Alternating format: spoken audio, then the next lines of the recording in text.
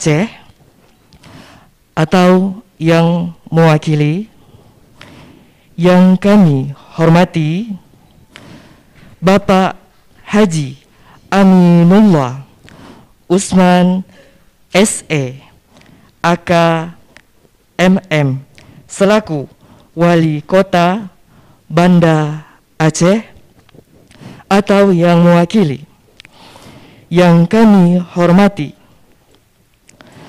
Rektor UIN Araniri Banda Aceh, yang dalam hal ini diwakili oleh Wakil Dekan 3 Fakultas Dakwah dan Komunikasi Dr. Tuku Lembong Misbah MA, yang kami hormati Kepala Dinas Pariwisata Bapak Azhadi Akbar S.SM, Kapolda Aceh Bapak Letjen Polder Dr. Andes Ahmad Haidar S.A.M.M atau yang mewakili Karo AAKK UIN Araniri Bapak Mirwan Fasta SAG MSI, Kepala Yakesma Banda Aceh Bapak Fakhrul Razi ST, Ketua HI Cabang Banda Aceh Bapak Didi Apriyadi, Dekan Selingkungan UIN Araniri atau yang mewakili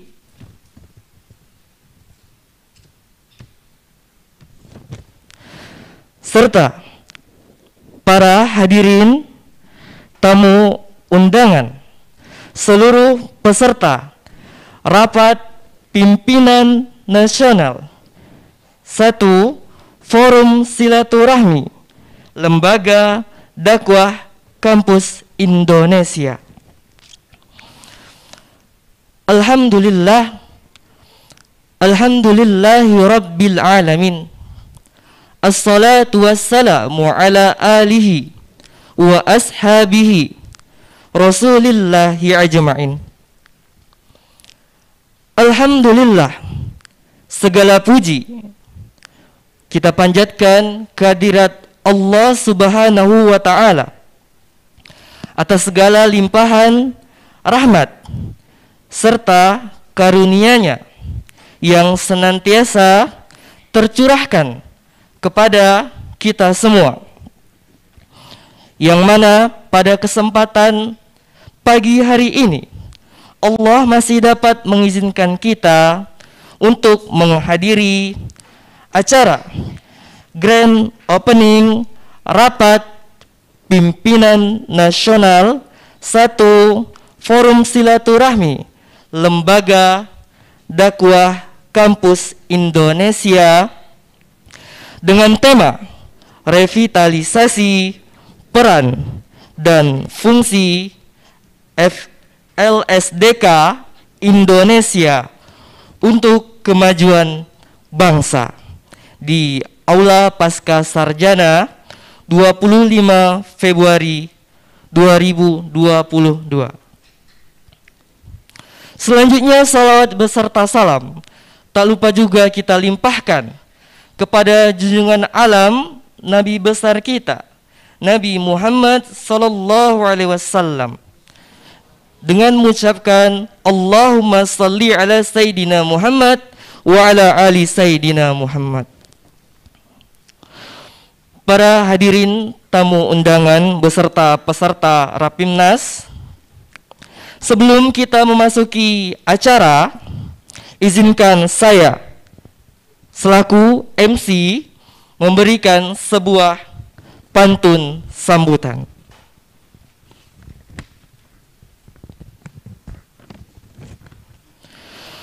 pergi bersafar ke Pulau Sabang, pulang ke rumah membawa oleh-oleh. Kami ucapkan selamat datang di negeri Serambi Mekah, kota Banda Aceh.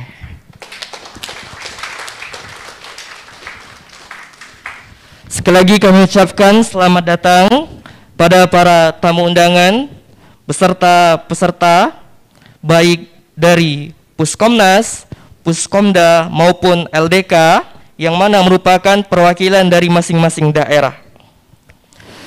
Baiklah, untuk mengawali kegiatan kita pada hari ini, insya Allah kegiatan yang pertama yaitu akan diawali dengan pembacaan ayat suci Al-Quran dan sholawat badar yang akan dibacakan oleh Saudara Abda Syukra.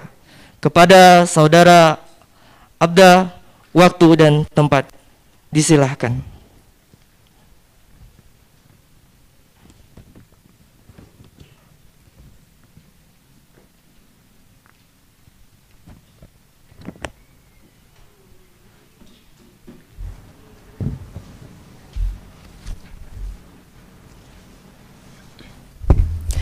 Assalamualaikum warahmatullahi wabarakatuh.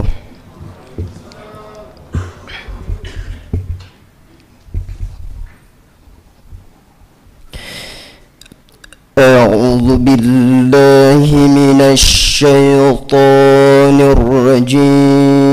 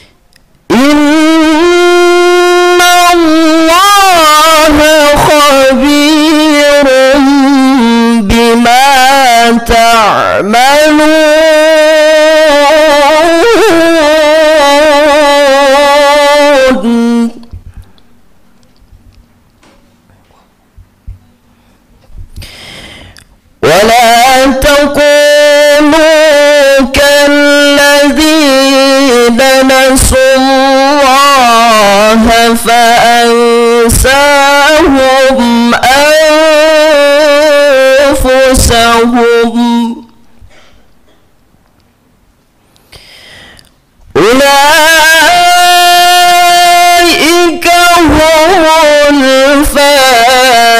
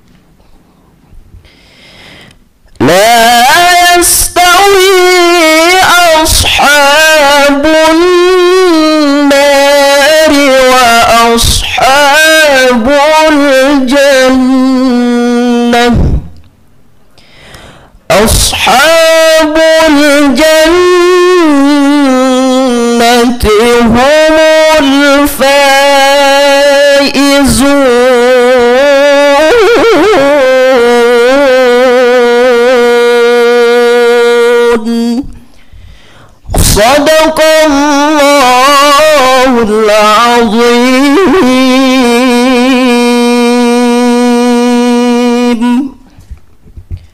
Lanjutkan dengan sholat badar. Hadirin dimohon berdiri.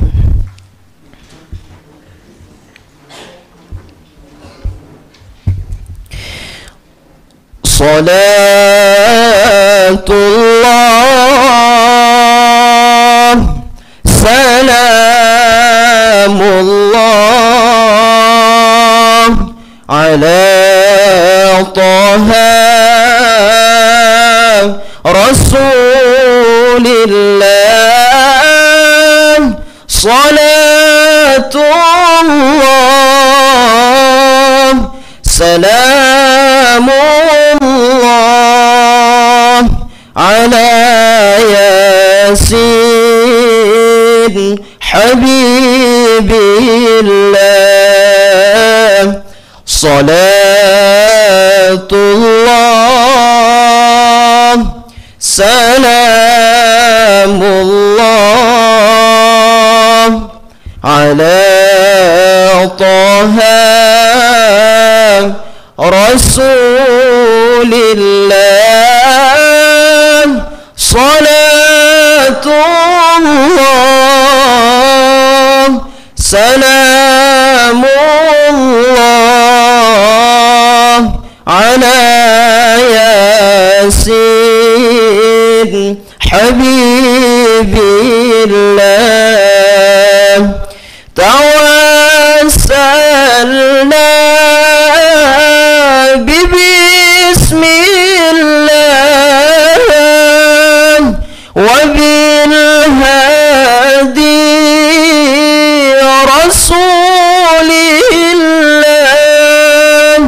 wa kulli mujahidin lillah bi ahlil badri ya Allah. Salatullah, salamullah ala Taha Rasulillah. Salatullah, salamullah ala Yasin Habibillah.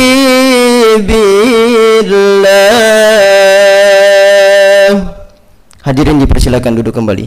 Assalamualaikum warahmatullahi wabarakatuh.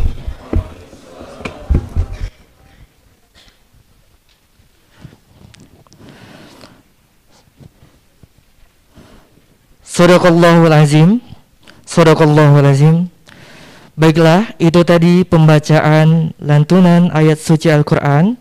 Semoga baik yang membaca maupun yang mendengarkan mendapatkan limpahan pahala dari Allah Subhanahu wa ta'ala.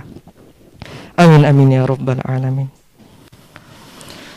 Baiklah, selanjutnya yaitu kita masuki acara menyanyikan lagu kebangsaan Indonesia Raya, Mars Darussalam, Mars FLSDK oleh paduan suara Sanggar Seni Selawat.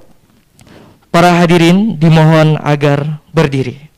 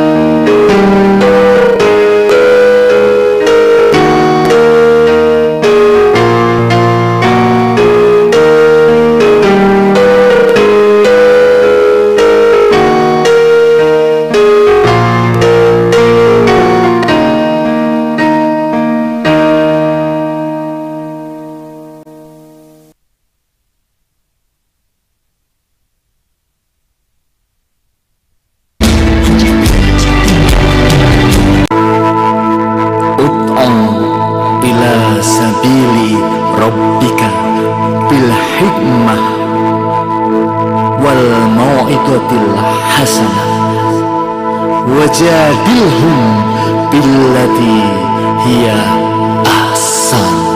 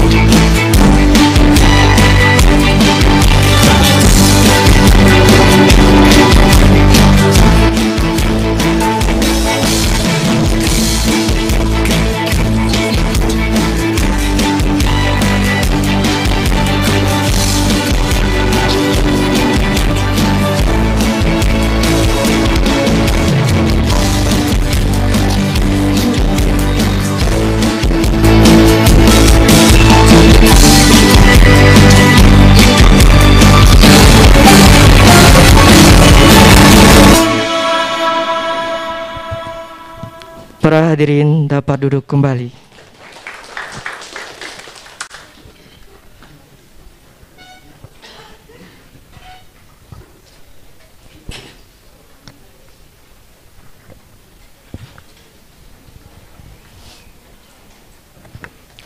Baik, kita masuki acara yang selanjutnya, yaitu kata sambutan yang akan disampaikan oleh Ketua Panitia, yaitu dari Saudara Muhammad Haikal.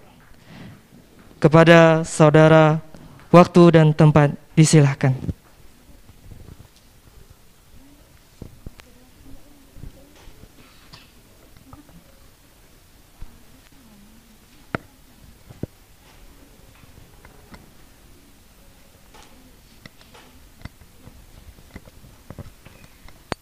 Bismillahirrahmanirrahim. Assalamualaikum warahmatullahi wabarakatuh. Alhamdulillah, alhamdulillah rabbil alamin, alladzi khalaqal mauta wal hayata liyabluwakum ayyukum ahsanu amala. Asyhadu an la ilaha illallah wahdahu la syarikalah wa asyhadu anna Muhammadan abduhu wa rasuluh la nabiyya ba'dah. Allahumma salli ala sayyidina Muhammad wa ala alihi wa sahbihi wa baraka wa sallam.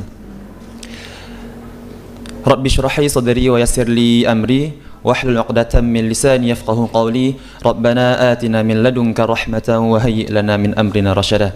Shadaqallahul azim. Kata-kata penguatan kami kepada Bapak Gubernur Aceh yang dalam hal ini mungkin berhalangan hadir. Kemudian kata-kata penguatan kami kepada pihak Wali Kota Banda Aceh, Bapak Haji Aminullah Usman, SE AKMM atau yang mewakili. Kemudian kata-kata penguatan kami kepada Rektor yang diwakili oleh Wadek 3 Fakultas Dakwah dan Komunikasi, Dr.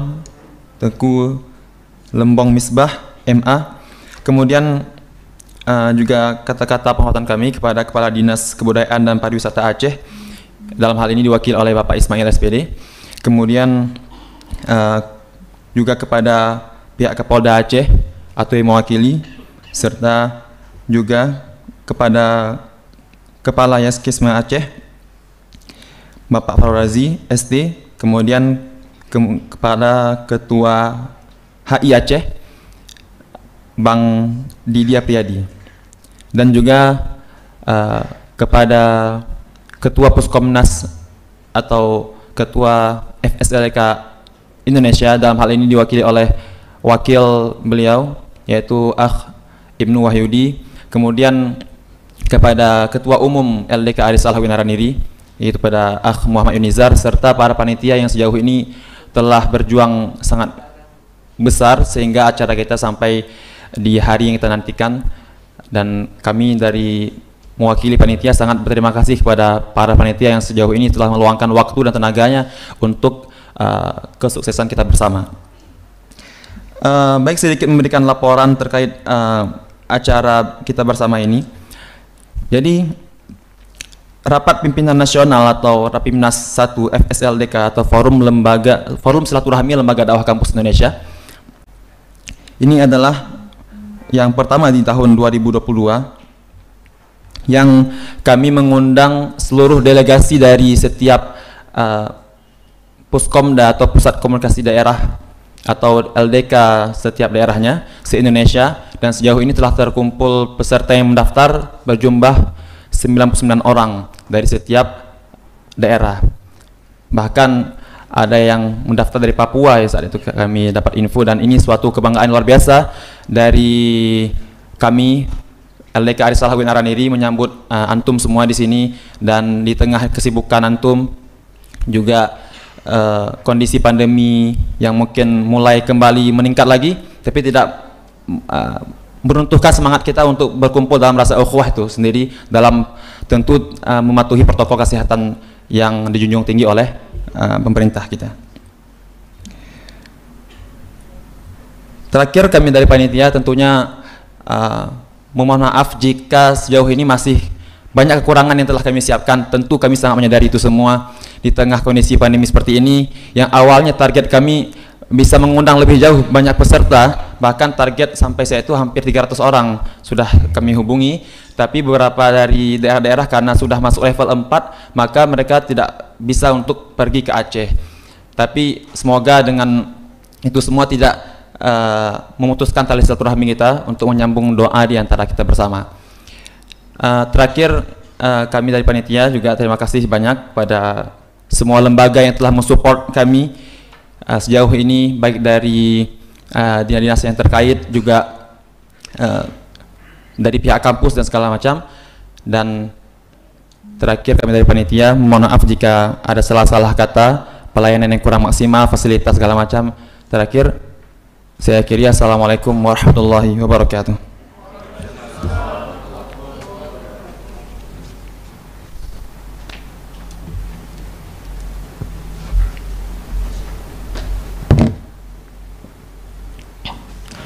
Baiklah, itu tadi kata sambutan yang telah disampaikan oleh Ketua Panitia Pelaksanaan Rapat Pimpinan Nasional. Baik, kita lanjutkan ke acara yang selanjutnya, yaitu kata sambutan yang akan disampaikan oleh Ketua Umum LDK Ar-Risalah Universitas Islam Negeri Araniri Banda Aceh kepada Saudara Muhammad Yunizar. Waktu dan tempat disilahkan.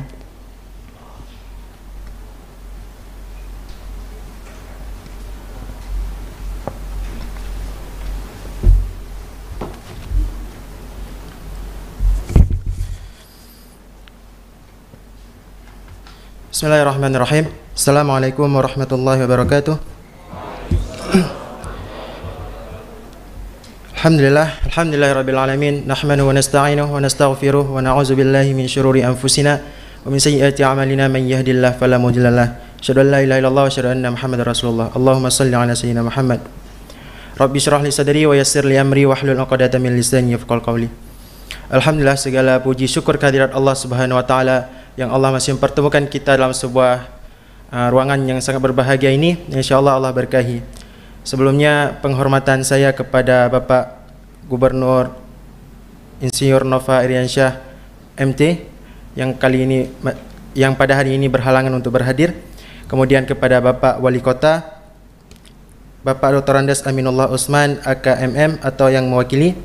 Kemudian kepada Bapak Dinas Pariwisata Bapak Azhari Akbar SN atau yang mewakili. Kemudian kepada Bapak Kapolda Aceh Bapak Irjen Pol Dr. Andes Ahmad Haidar SH MM atau yang mewakili. Kemudian kepada Bapak Karu AAKK Universitas Islam Negeri Araniri Banda Aceh Bapak Mirwan Fasta SAG MSI atau yang mewakili. Kepada Kepala Yakesma Banda Aceh Bapak Fahrul Razi ST atau yang mewakili.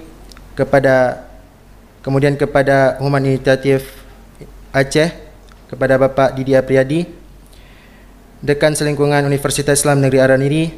Kemudian terhormat kami kepada Ketua Puskomnas FSLDK Indonesia yang kali ini diwakili oleh Ibnu Wahyudi. Kemudian kepada pemateri Bapak Dr. Hafaz Furkani MIC. Kemudian kepada Bapak Teguh Hanansyah SEMAK MSI CA. Baik, Rapat Pimpinan 1 FSLDK Indonesia merupakan salah satu agenda dari Forum Silaturahim Lembaga Dakwah Kampus Indonesia. Pada kali ini, Panitia Rapimnas 1 FSLDK Indonesia mengusung tema revitalisasi peran dan fungsi Lembaga Dakwah Kampus, Forum Silaturahim Lembaga Dakwah Kampus untuk memajukan bangsa. Berbicara soal pemuda, mungkin sebuah ide terbesar bagi sebuah bangsa. Banyak sekali ide-ide besar dan cita-cita yang begitu mulia yang timbul pada usia-usia muda. Menjadi pemuda yang produktif dan mengusahakan dengan benar-benar cita-citanya agar menjadi sebuah kenyataan yang merupakan sebuah impian yang dimiliki oleh setiap pemuda. Islam yang memberikan nasihatnya yang begitu mulia melalui lisannya Rasulullah SAW akan datang bagimu 5 perkara, yang mana sebelum datangnya 5 perkara, masa muda sebelum tua, masa sehat sebelum sakit, masa kaya sebelum miskin, masa hidup sebelum sakit, dan masa luang sebelum masa sibukmu. Ajaran Rasulullah tersebut sudah menjelaskan kepada kita semua bahawa usia muda adalah usia yang akan menjadi sebuah titik penentuan kemajuan sebuah peradaban bangsa. Pemuda yang penuh dengan visi dan misi berorientasikan Islam, menjunjung tinggi 2 peninggalan Rasulnya, Al-Quran dan Hadis. Maka Forum Silaturahim Lembaga Dakwah Kampus yang merupakan salah satu bentuk koordinasi dari lembaga dakwah kampus yang ada di seluruh Indonesia, yang berfungsi sebagai sarana terciptanya gerak dakwah yang teratur, terpadu dan kompak menjadi wahidatun ummah.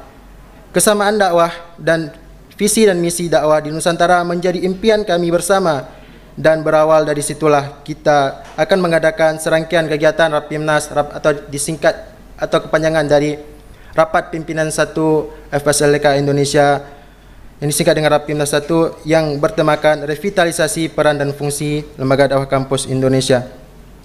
InsyaAllah kegiatan ini akan diselenggarakan di kampus Universitas Islam Negeri Araniri Banda Aceh yang akan berlangsung selama 4 hari mulai dari kemarin tanggal 24 Februari dan akan berlangsung sampai tanggal 27 Februari.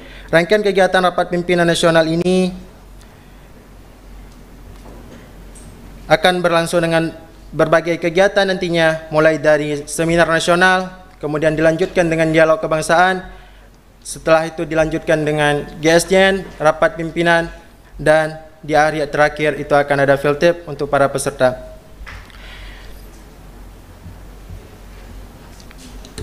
Mungkin sebelumnya saya ucapkan terima kasih jazakallah khairan kepada para peserta dari Aceh sampai ke Papua, yang mana kami mendapatkan laporan ada sekitar 99 peserta, yang ini merupakan salah satu target dari kita. Kemudian juga saya mengucapkan terima kasih kepada ketua panitia, peserta panitia lainnya yang telah berusaha semaksimal mungkin dalam menyukseskan acara ini. Mungkin saya selaku dari ketua umum pengurus lembaga dakwah kampus dari Universitas Islam Negeri Aran ini mengucapkan mohon maaf sebesar-besarnya apabila fasilitas yang kami fasilitasi mungkin terdapat kekurangan dan juga pelayanan yang kurang maksimal. Jadi mohon dimaafkan karena itu semua di luar rencana dari kami. Perlu diketahui bahwasanya kegiatan ini sudah mendapatkan izin dari baik dari pihak kampus maupun dari pemerintah. Mungkin itu saja yang dapat saya sampaikan. Semoga teman-teman tidak bosan ada di Aceh. Kami mengucapkan salam teka di Bumo Aceh, di bumi Aceh, di bumi Serambi Mekah. Mungkin itu saja yang dapat saya sampaikan. Lebih kurangnya saya mohon maaf. Wabillahi taufiq wal hidayah. Assalamualaikum warahmatullahi wabarakatuh.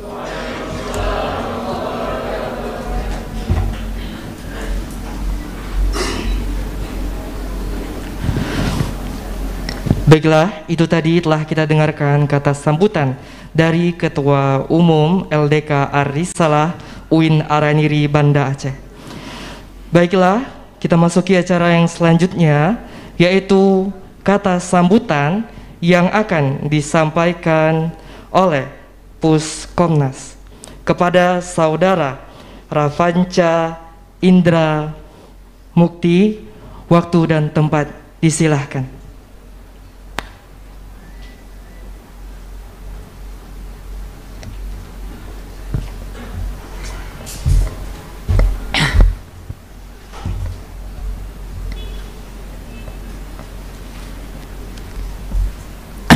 Baik, bismillahirrahmanirrahim. Assalamualaikum warahmatullahi wabarakatuh.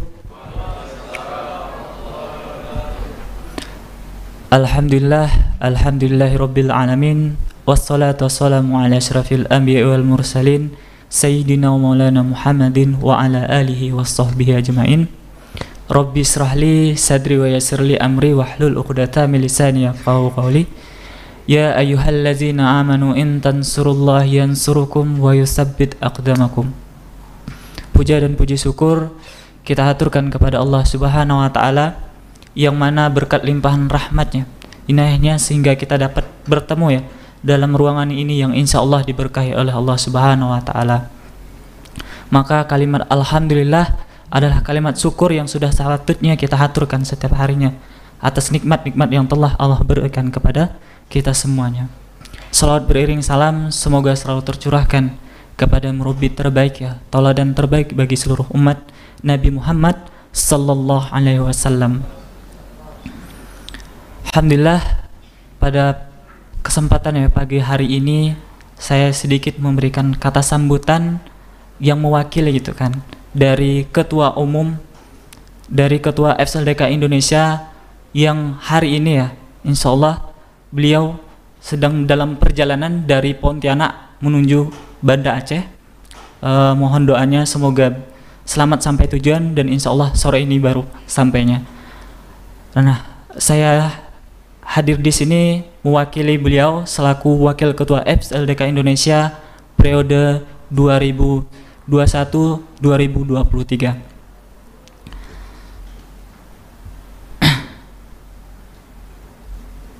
Seperti apa yang telah disampaikan tadi oleh Ketua Panitia dan Ketua LDK Ar-Risalah, bahwa kegiatan Rapimnas 1 dengan mengusung tema revitalisasi peran dan fungsi FSLDK Indonesia untuk kemajuan bangsa. Bukan karena alasannya, bukan karena tidak ada alasan terkait dengan pengajuan atau tema pada Rapimnas 1 ini. Tentu ada gebrakan besar yang ingin kita harapkan, yang ingin kita luncurkan, yang ingin kita bangun selama 2 tahun ke depannya. Sebelumnya, ucapan yang terhormat ya kepada Gubernur Aceh Insinyur Haji Nova Iriansah MT atau yang mewakili, terus Wali Kota Banda Aceh Haji Aminul Usman SE AKMM atau hari ini ya diwakili oleh Bapak Tengku Hanansyah SE AKMSI. Terus yang terhormat Rektor yang diwakili Wadek 3 Fakultas Dakwah dan Komunikasi Dr. Lembung Misbah MA. Terus Kepala Dinas Kebudayaan dan Pariwisata Aceh yang mewakili Kapolda Aceh atau yang mewakili Kapolsek Syiah Kuala atau yang mewakili Kapolres Banda Aceh atau yang mewakili Bapak Karo Akauin Araniri, Bapak Mirwan Fasta SAG MSI, Kepala Yakesma Aceh, Ketua HI Aceh atau yang diwakili. Pertama-tama pastinya saya mengucapkan permohonan maaf dari Ketua FSLDK Indonesia yang tentunya berhalangan hadir ya, untuk memberikan kata sambutan pada kegiatan Rapimnas 1 ya, hari ini. Terus mengucapkan banyak-banyak terima kasih terutama kepada rekan-rekan panitia yang telah terlibat ya dalam menyukseskan agenda Rapimnas 1 ini. Persiapannya mungkin kurang lebih 2 bulanan gitu kan untuk merancang ya kegiatan FSLDK Indonesia ini dalam Rapimnas 1 ini. Terus mengucapkan terima kasih banyak juga kepada tentunya pemerintah Banda Aceh, terus pihak birokrasi, rektorat dan sebagainya serta jajarannya dalam mendukung ya kegiatan Rapimnas 1 kali ini. Sekedar informasi bahwa kegiatan Rapimnas 1 FSLDK Indonesia ini merupakan hasil ya dari musyawarah nasional FSLDKN di Ambon 3 bulan yang lalu. Sebelumnya untuk Puskomnas itu dari UNJ ya, UNJ Jakarta, dari hasil FSLDKN kemarin itu ditunjuklah gitu kan BKMI Untan sebagai Puskomnas untuk periode 2021-2023 dan teman-teman LDK Arisalah sebagai pelaksana ya rapat pimpinan 1 FSLDK Indonesia hasil dari musyawarah kemarin di Ambon. Jadi untuk saat ini kita Puskomnas itu terdiri dari berbagai macam di daerah Indonesia itu ada sekitar 37 Puskomda ya dari Sabang sampai Merauke. Nah tentunya permohonan ucapan terima kasih ya kepada teman-teman yang hadir hari ini dari Sabang sampai Merauke ya, dari Papua sampai Aceh, yang mana dari berbagai daerah ini kita bersatu dalam ruangan ini untuk membangun cita-cita untuk 2 tahun ke depan. Kontribusi-kontribusi apa yang akan kita tunjukkan, kontribusi-kontribusi apa ya sebagai pemuda yang akan kita lakukan. Tentunya dari hasil Rapimnas 1 ini harapannya kita sama-sama membangun Indonesia yang lebih baik dengan generasi-generasi yang cerdas intelektualnya.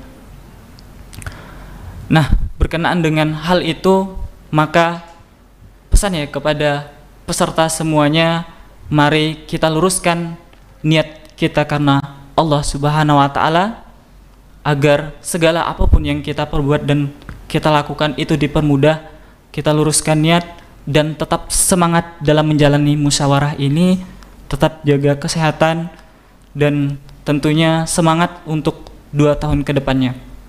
Karena di sini bergabung ya, ada pengurusan yang baru dan ada juga pengurusan yang lama itu kan. Nah, semoga ini tidak mengurangi itu kan rasa semangatnya untuk mentransfer ya kebaikan-kebaikannya. Semoga dengan tersebarnya kita di berbagai daerah itu akan memudahkan gitu kan untuk kebaikan-kebaikan kita yang hari ini kita rancang itu bisa tersampaikan kepada teman-teman kita yang ada di daerah. Nah, mungkin itu yang dapat saya sampaikan ya, mewakili Ketua FSLDK Indonesia Ahraf Panca Indra Mukti. Kurang dan lebihnya mohon dimaafkan. Assalamualaikum warahmatullahi wabarakatuh.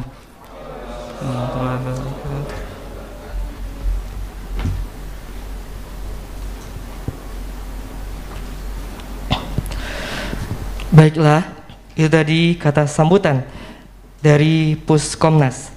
Baik, kita ke kata sambutan yang terakhir, yaitu kata sambutan dari Rektor UIN Araniri, Banda Aceh, yang dalam hal ini diwakili oleh Wakil Dekan 3 Fakultas Dakwah dan Komunikasi, sekaligus membuka acara Rapat Pimpinan Nasional 1 Forum Silaturahmi Lembaga Dakwah Kampus Indonesia, kepada Bapak Dr. Teguh Lembong Misbah MA. Waktu dan tempat kami persilahkan.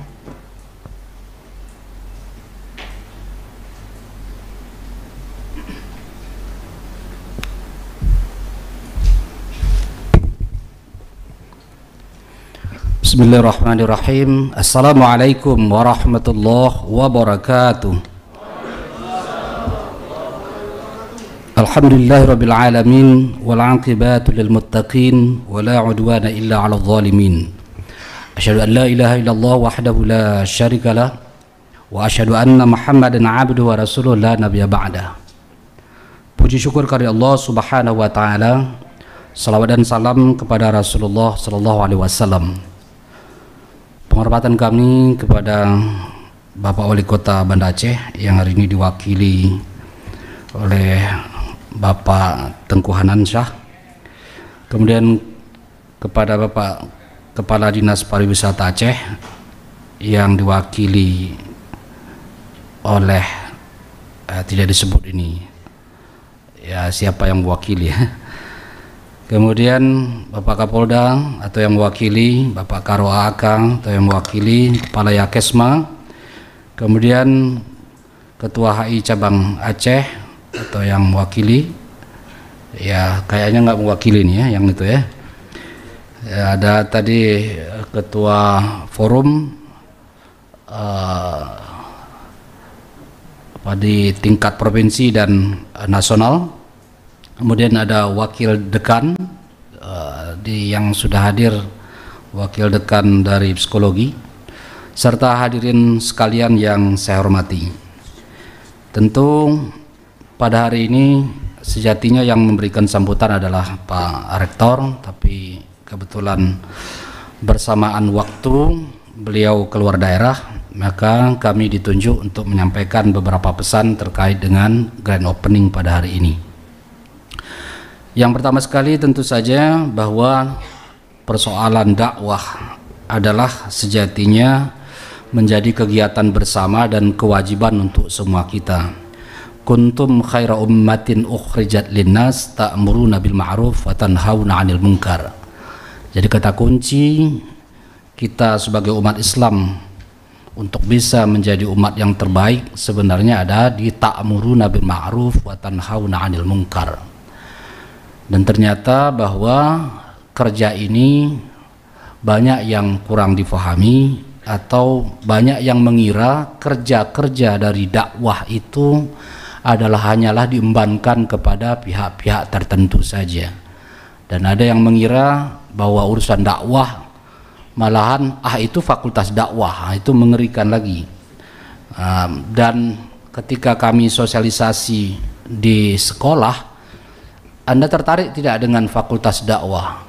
Lalu dia bilang, wah saya tidak bisa berdiri di mimbar Pak. Begitulah orang kita memahami dakwah. Padahal dakwah sejatinya itu adalah semua aspek yang terkait dengan mengajak untuk kita mengarah atau melakukan kebajikan. Jadi apapun tindakan kita, baik cakap, pikir, atau kerja-kerja yang mengajak orang lain pada kebaikan, itu adalah dakwah. Jadi siapapun atas nama orang Islam itu punya kewajiban untuk mengajak. Tetapi kemudian secara fenomenologi mungkin kita fahami bahwa dakwah hari ini terkadang menjadi ajang tanding, atau dakwah bukan lagi mengajak tapi ada dakwah menginjak. Dakwah bukan lagi membimbing tapi dakwah sering membanting. Dakwah bukan lagi menasihati tapi dakwah ajang mengumpat dan bully. Masya Allah. Jadi karenanya hari ini umat kita terpecah. Ada banyak yang kita tahu mereka adalah orang-orang yang dalam tanda kutip beragama yang kuat, tapi ketika bicara dakwah itu kadangkala meruntuhkan persatuan dan kesatuan kita. Wa'tasimu bihablillahi jami'a wa la tafarraqunya itu tidak dijaga. Jadi karenanya kami berharap sangat dari forum ini, dari rapat pimpinan ini, mohon kiranya dirumuskan bagaimana cara bahwa tujuan dasar dari kita beragama itu adalah keselamatan, bukan untuk keselamatan orang Aceh, orang Jawa, orang Padang, bukan, tapi rahmatan lil alamin. Bicara rahmatan lil alamin, malahan bukan lil bumi, lil alamin. Kalau itu konsepnya berarti tak ada lagi warna kuning, warna biru, warna hijau, warna merah. Yang ada adalah warna Islam. Kadang-kala ada yang bangga, ya, mereka mengklaim sebagai orang-orang yang paling suci, yang paling hebat, yang seakan-akan pintu atau kunci surga itu ada di tangannya. Bah, apa bangganya kalau seandainya kelompok itu saja yang masuk surga? Saya kadang mikirnya, kok ada orang bangga itu masuk surga itu hanya kelompoknya saja. Lah padahal Allah menyebutkan surga itu seluas langit dan bumi. Seluas bumi saja kita tidak bisa gambarkan. Ini seluas langit dan bumi dan gak akan penuh. Andai kata Allah memasukkan kita semua, tidak ada penuh itu, dan kenikmatannya juga tidak terkurangi. Lalu kenapa kita berebut dan saling menjatuhkan? Karena itu adalah rahmat Allah yang disediakan kepada siapa saja yang muttaqin, yang bertakwa. Jadi perbedaan itu ya biasa. Perbedaan dalam furuk sampai kiamat dunia tidak akan pernah terselesaikan. Jadi karenanya perbedaan ibarat kita memandang taman bunga yang indah di sebuah pekarangan. Tentu saja ada warna merah, kuning, hijau dan biru. Kelopaknya yang bermacam-macam, daunnya yang juga bermacam-macam. Itu adalah sunatullah. Jadi bukan perbedaan yang kita persoalkan, tetapi sebenarnya perbedaan adalah membuat persatuan. Sebenarnya tak ada persatuan kalau tak ada perbedaan. Jadi Allah menciptakan warna-warni ini sebagai kita untuk terus berpikir bahwa sebenarnya satu sama lain saling membutuhkan. Karena ini kami mohon sangat, ya, moga-moga bisa menelurkan pikiran-pikiran yang gemilang. Ya, kata orang Banda Aceh itu gemilang. Pikiran yang gemilang atau mencerdaskan. Kita harus memutus rantai-rantai yang selama ini membelenggu dan sekaligus rantai-rantai yang mengikat karat-karat yang akhirnya membuat kita itu terpisah. Jadi mari dalam kesempatan ini, dalam acara ini diharapkan agama tidak hanya sekedar berpikir ibadah ansih. Ya, saya bangga kalau diundang hari ini Pak Hafaz, itu ahli ekonomi ya. Saya tidak tahu Pak Hanan juga kayak aja di narasumber ya. Ya ini juga salah satu aktor ekonom Banda Aceh, saya pikir, yang tersebut namanya. Tadi maka saya menyebut karena saya tinggal di Atik Jawa, ada yang pernah saya dengar bahwa keluarga, maka tadi saya tanyakan begitu. Ya, kalau salah saya mau maaf. Kira-kira begitu ya. Jadi mari kita berdiskusi, atau mari kita berpikir. Ya, kalau saya sebut mari bermerah-merah mata tapi berputih-putih hati. Nah, ini kita selama ini sering berputih-putih hati, berputih-putih mata katanya. Ya, melotot itu sampai putih matanya, tapi bermerah-merah hati. Jembatan bisa kita bangun banyak sekali, ya, itu beribu kilometer, tapi ternyata jembatan hati kita banyak yang terputus. Jalan tol disambungkan, tapi jalan silaturahmi banyak juga yang terputuskan.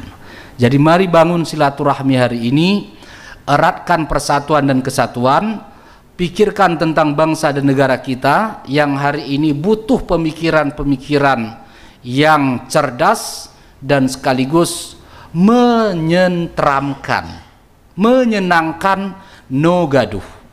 Ini hari ini alasannya buat kita itu tenang, tapi bunyinya gaduh. Urusan wayang, gaduh. Pokoknya apa saja urusan gaduh. Hana yang gaduh. Hari ini lapor sana, lapor. Saya kadang melihat ini bingung juga. Ini bangsa lapor melapor begitu ya. Sedikit saja lapor. Jadi akhirnya nggak tahulah. Saya kadang akhirnya menjadi speechless itu ya. Ya lebih bagus tidak bicara. Salah sedikit. Nah, begitu. Sudah lapor sana. Jadi seperti kita ini adalah negeri pengintip kesalahan bicara orang. Nah, begitu kira-kira ya. Nah, jadi udah sampai ya macam-macam lah. Walaupun sebenarnya ya bicara itu ada tata koridor, ada tata nilai, ada tata etik ya. Jadi tetap dijaga. Qaulan karima, qaulan baligha dan seterusnya. Barangkali itu saja ya, karena memang sudah terlalu panjang jalan cerita orang tampil di meja ini. Mungkin inilah ciri khas kita, apalagi dakwah ya, tanpa berlomba dakwah di mimbar memang bukan menjadi ajang dakwah katanya.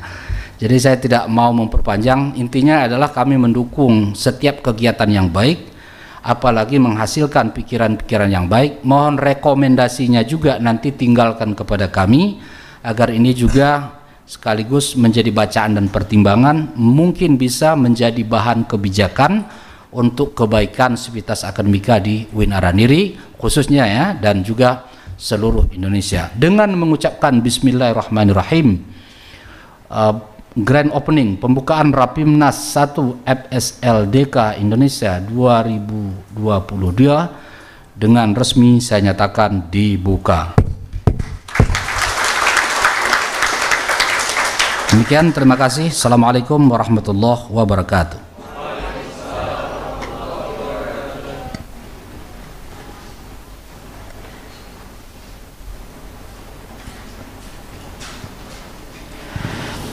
Baiklah, itu tadi. Maka dengan itu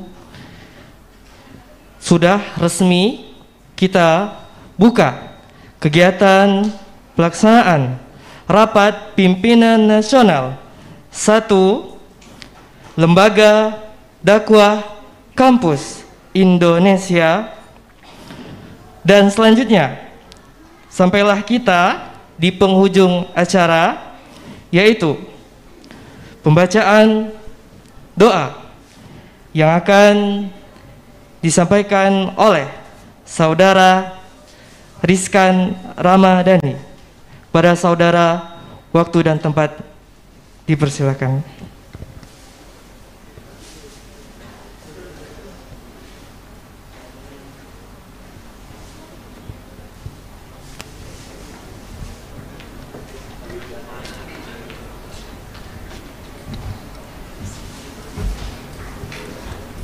Bismillah, Assalamualaikum warahmatullahi wabarakatuh. A'udzu billahi minasyaitonir rajim. Bismillahirrahmanirrahim. Alhamdulillahi rabbil alamin, hamdan syakirin, hamdan na'imin, hamdan mustaghfirin, hamdan yuwafi ni'amahu wa yukafi'u mazidah. Ya Rabbana lakal hamdu kama yanbaghi li jalali wajhikal karimi wa azimi sultanik. Allahumma salli ala sayyidina Muhammadin wa ala alihi wa sahbihi ajma'in.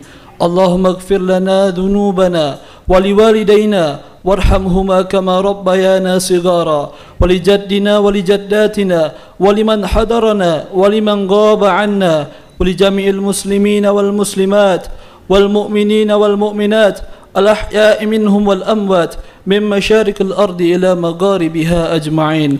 اللهم إنا نسألك سلامة في الدين وعافية في الجسد وزيادة في العلم وبركة في الرزق وتوبة قبل الموت ورحمة عند الموت ومغفرة بعد الموت. اللهم إنك تعلم أن هذه القلوب قد اجتمعت على محبتك والتقت على طاعتك وتعاهدت على ندرة شريعتك وتوحدت على دعوتك، فواثق اللهم رابطها وأدم ودها واهدها سبلها واملأها بنورك الذي لا يخبو، فإنك نعم المولى ونعم النصير. اللهم اجعل هذا جمعنا جمعا مرحوما وتفرقنا من بعده تفرقا معصوما.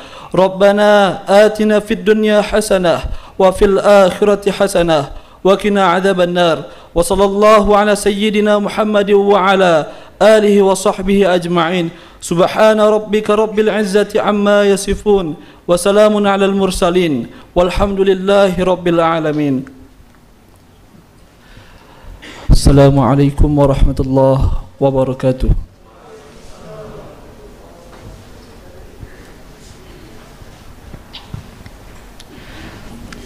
Amin, amin ya rabbal alamin.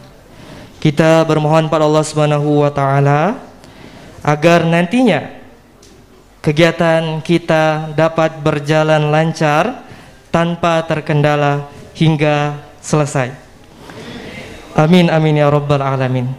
Baiklah, dengan pembacaan doa tadi maka berakhir pula lah kegiatan kita Grand Opening Rapimnas, dan akan dilanjutkan nantinya dengan penampilan tari saman oleh Sanggar Seni Selawet. Oleh karena itu, sebelumnya saya selaku MC mengucapkan maaf sebesar-besarnya apabila masih terdapat banyak kekurangan dalam membawa acara dan kekurangan lainnya. Mungkin itu saja yang dapat saya sampaikan. Saya akhiri, wabillahi taufiq wal hidayah. Wassalamualaikum warahmatullahi wabarakatuh. Marilah kita sambut penampilan dari Sanggar Seni Selawet yang akan menampilkan tari saman.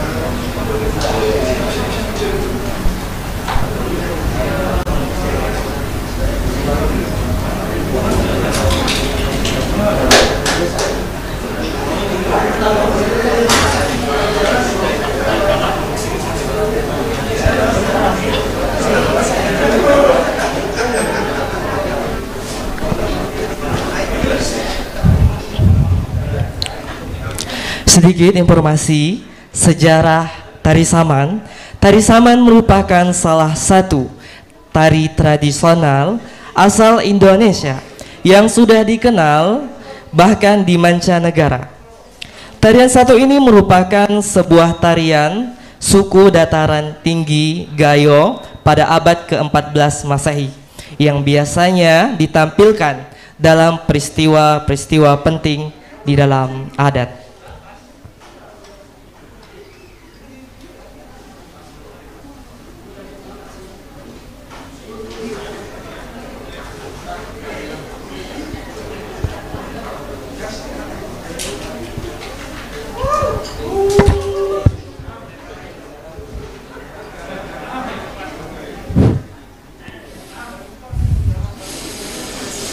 Ini tari saman, ari sanggara seni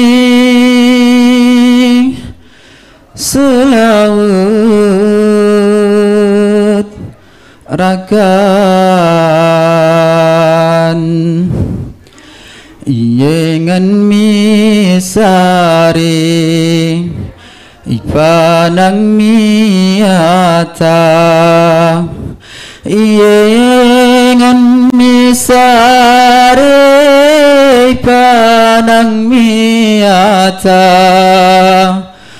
oya si benari.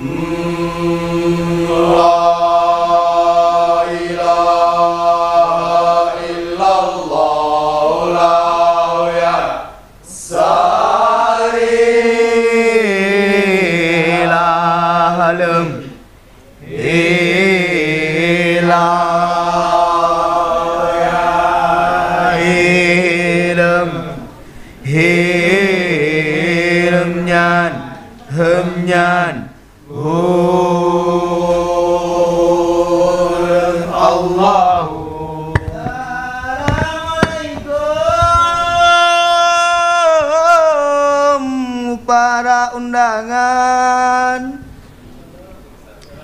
wesi munengon kami berseni gaya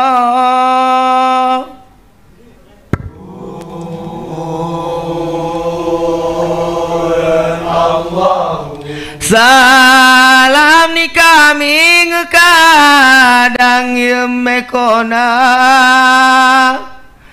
Salam merdeka ibun ken penutupe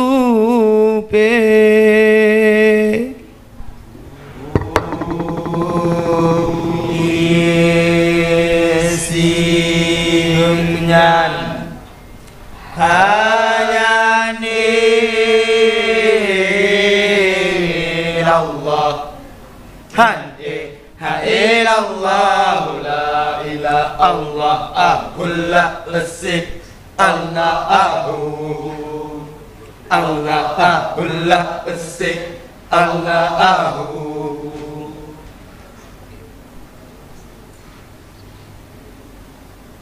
Samir samina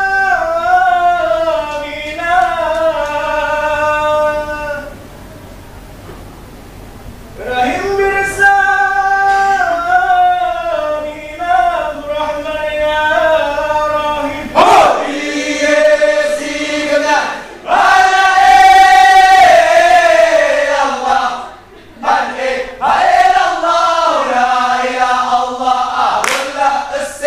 Allah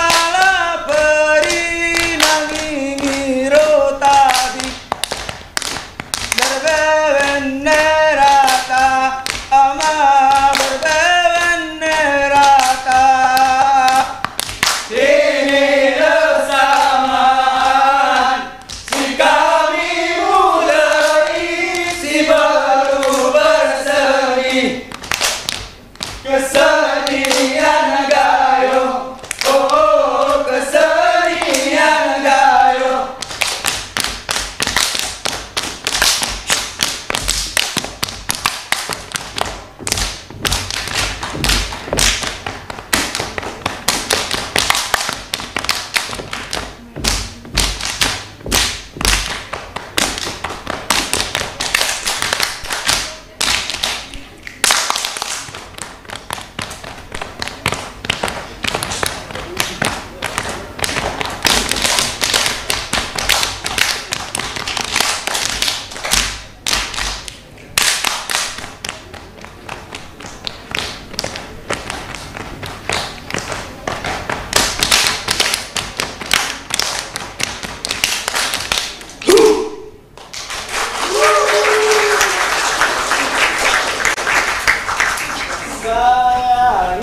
Kau lehiras sararuas bukan bangsi manis kau kayo luas saman binas bukan sedih sayangnya kau lehiras sararuas bukan bangsi manis kau kayo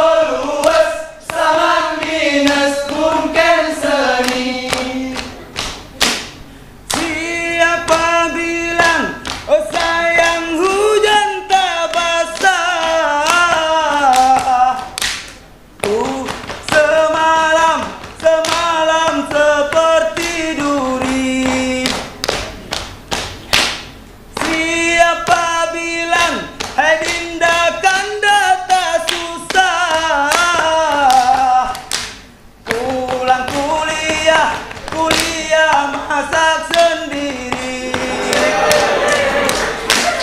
sayangnya kau lehiras sararuas bukan bangsi manis kau gayo luas saman minus bukan sering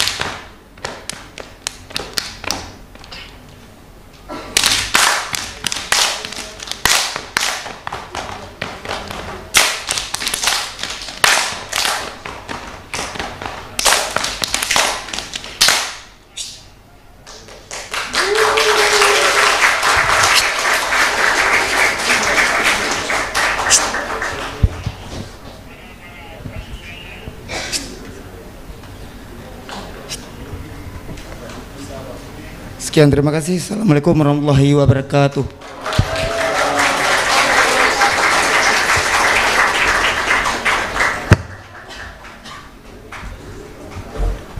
Oke, baik, kepada para peserta dan tamu undangan beserta panitia diharapkan jangan meninggalkan tempat terlebih dahulu karena kita akan melaksanakan sesi dokumentasi.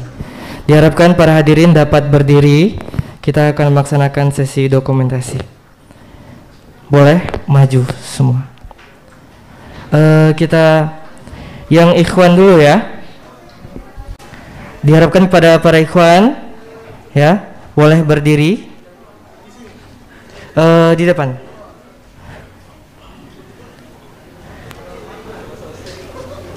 Kita akan melaksanakan sesi dokumentasi.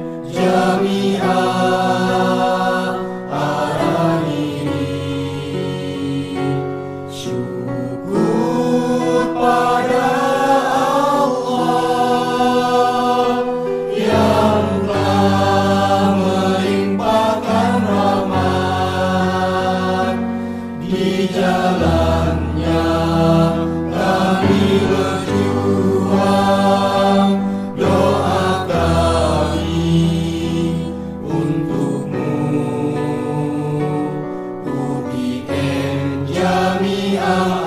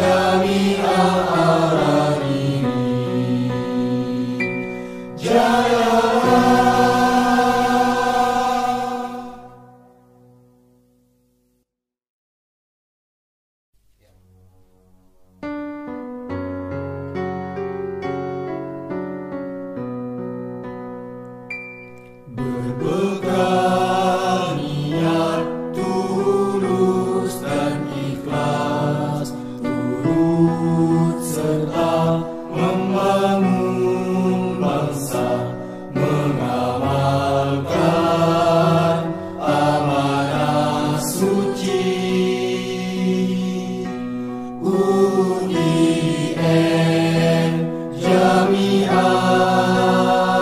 Al-Hariri, syukur pada Allah yang telah melimpahkan rahmat di jalannya. Kami berjuang, doakan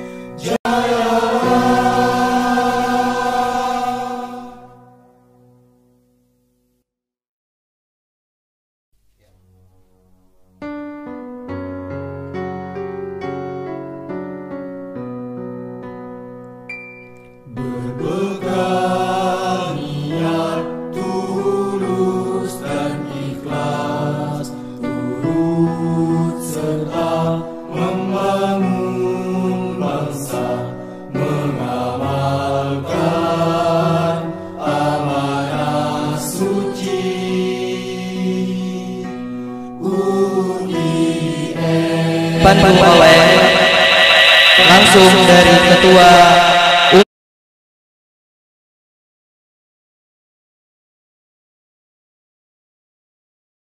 Saudara Muhammad Yunus.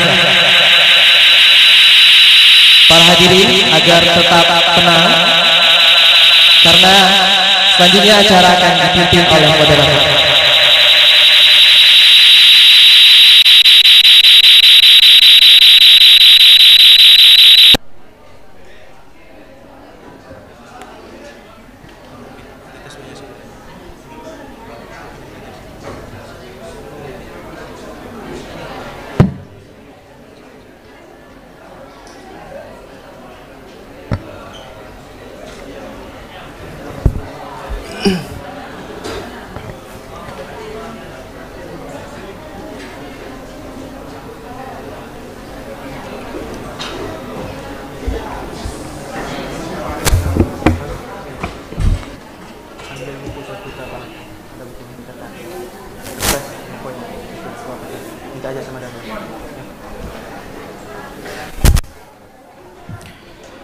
Baik, bismillahirrahmanirrahim. Assalamualaikum warahmatullahi wabarakatuh.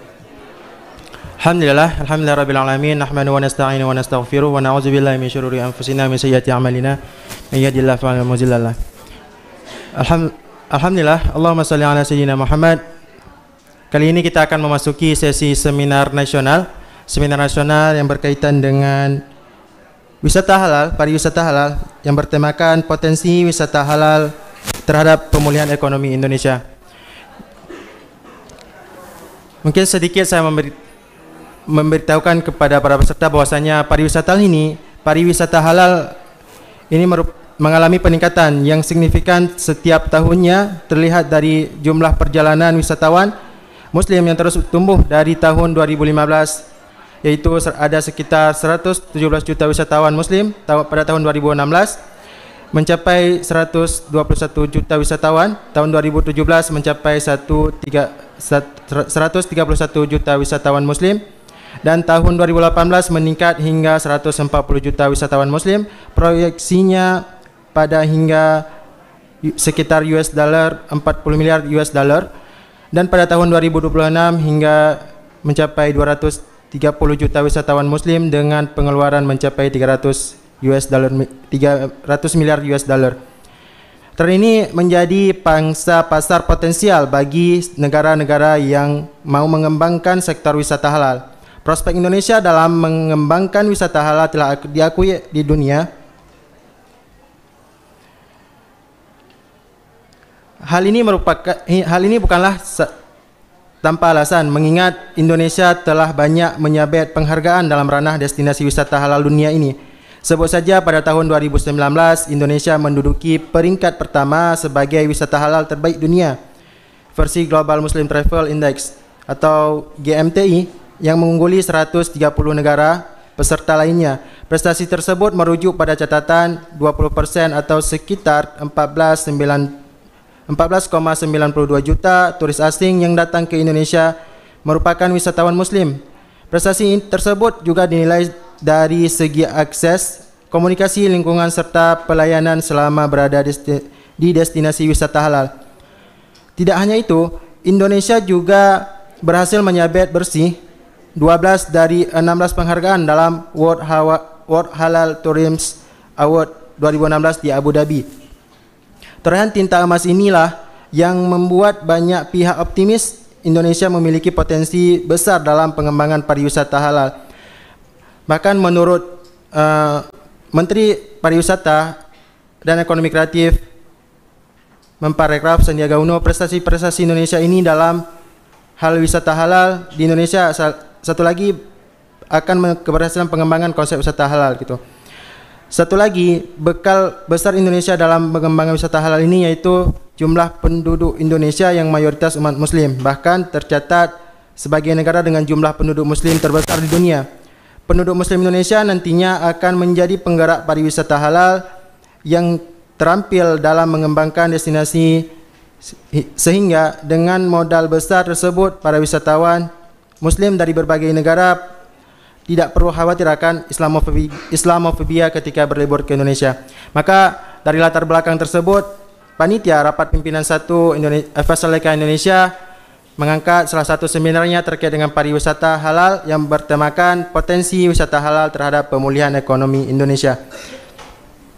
Baik, di sini sudah berhadir, alhamdulillah sudah berhadir 3 narasumber kita yang akan berbicara terkait dengan pariwisata halal. Saya sebutkan pembicara pertama dari Dinas Kebudayaan dan Pariwisata Halal dengan subtema Aceh sebagai role model wisata halal Indonesia untuk dunia. Pembicara kedua pembicara pertama dari Dinas Kebudayaan dan Pariwisata Aceh dengan tema Aceh sebagai role model wisata halal Indonesia untuk dunia yang akan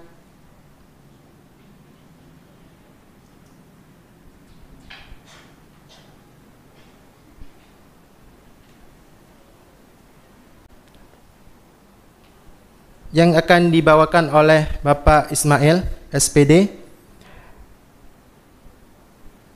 Kemudian pembicara kedua dari akademisi Universitas Islam Negara Niri, Bapak Dr. Hafaz MEC, yang akan membawakan tema wisata halal sebagai sarana untuk pemulihan ekonomi nasional.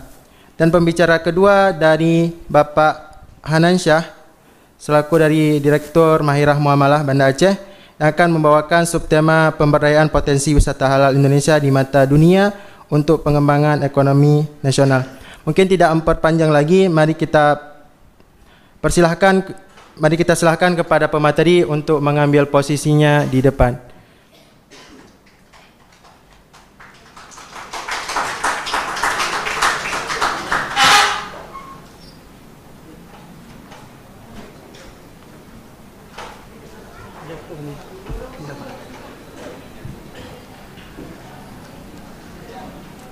Ya.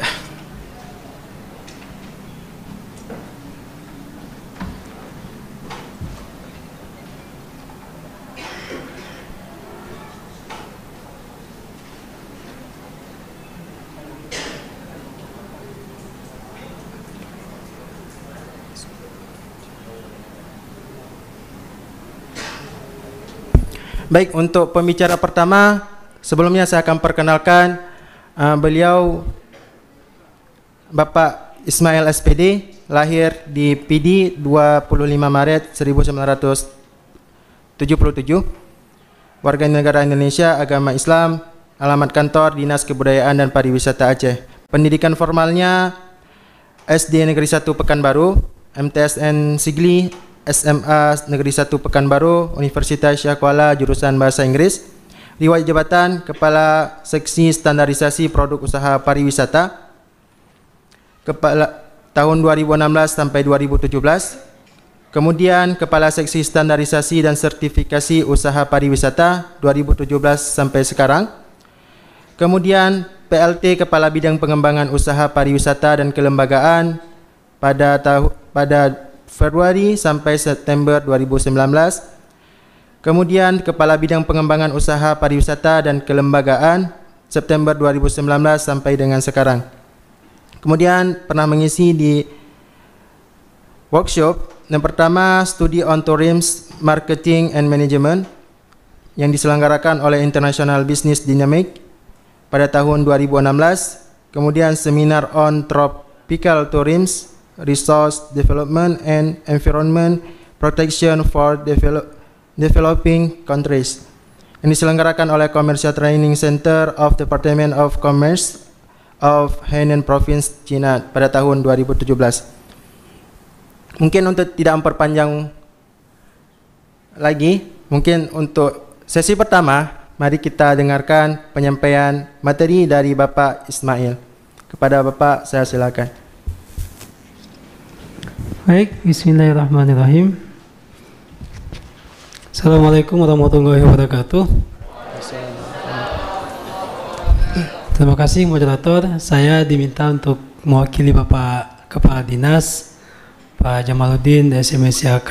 Kebetulan ada kegiatan lain yang mesti beliau hadiri, makanya saya hadir di sini. Kami diminta untuk membahas sedikit atau menyampaikan sedikit tentang pengembangan pariwisata halal di Aceh. Jadi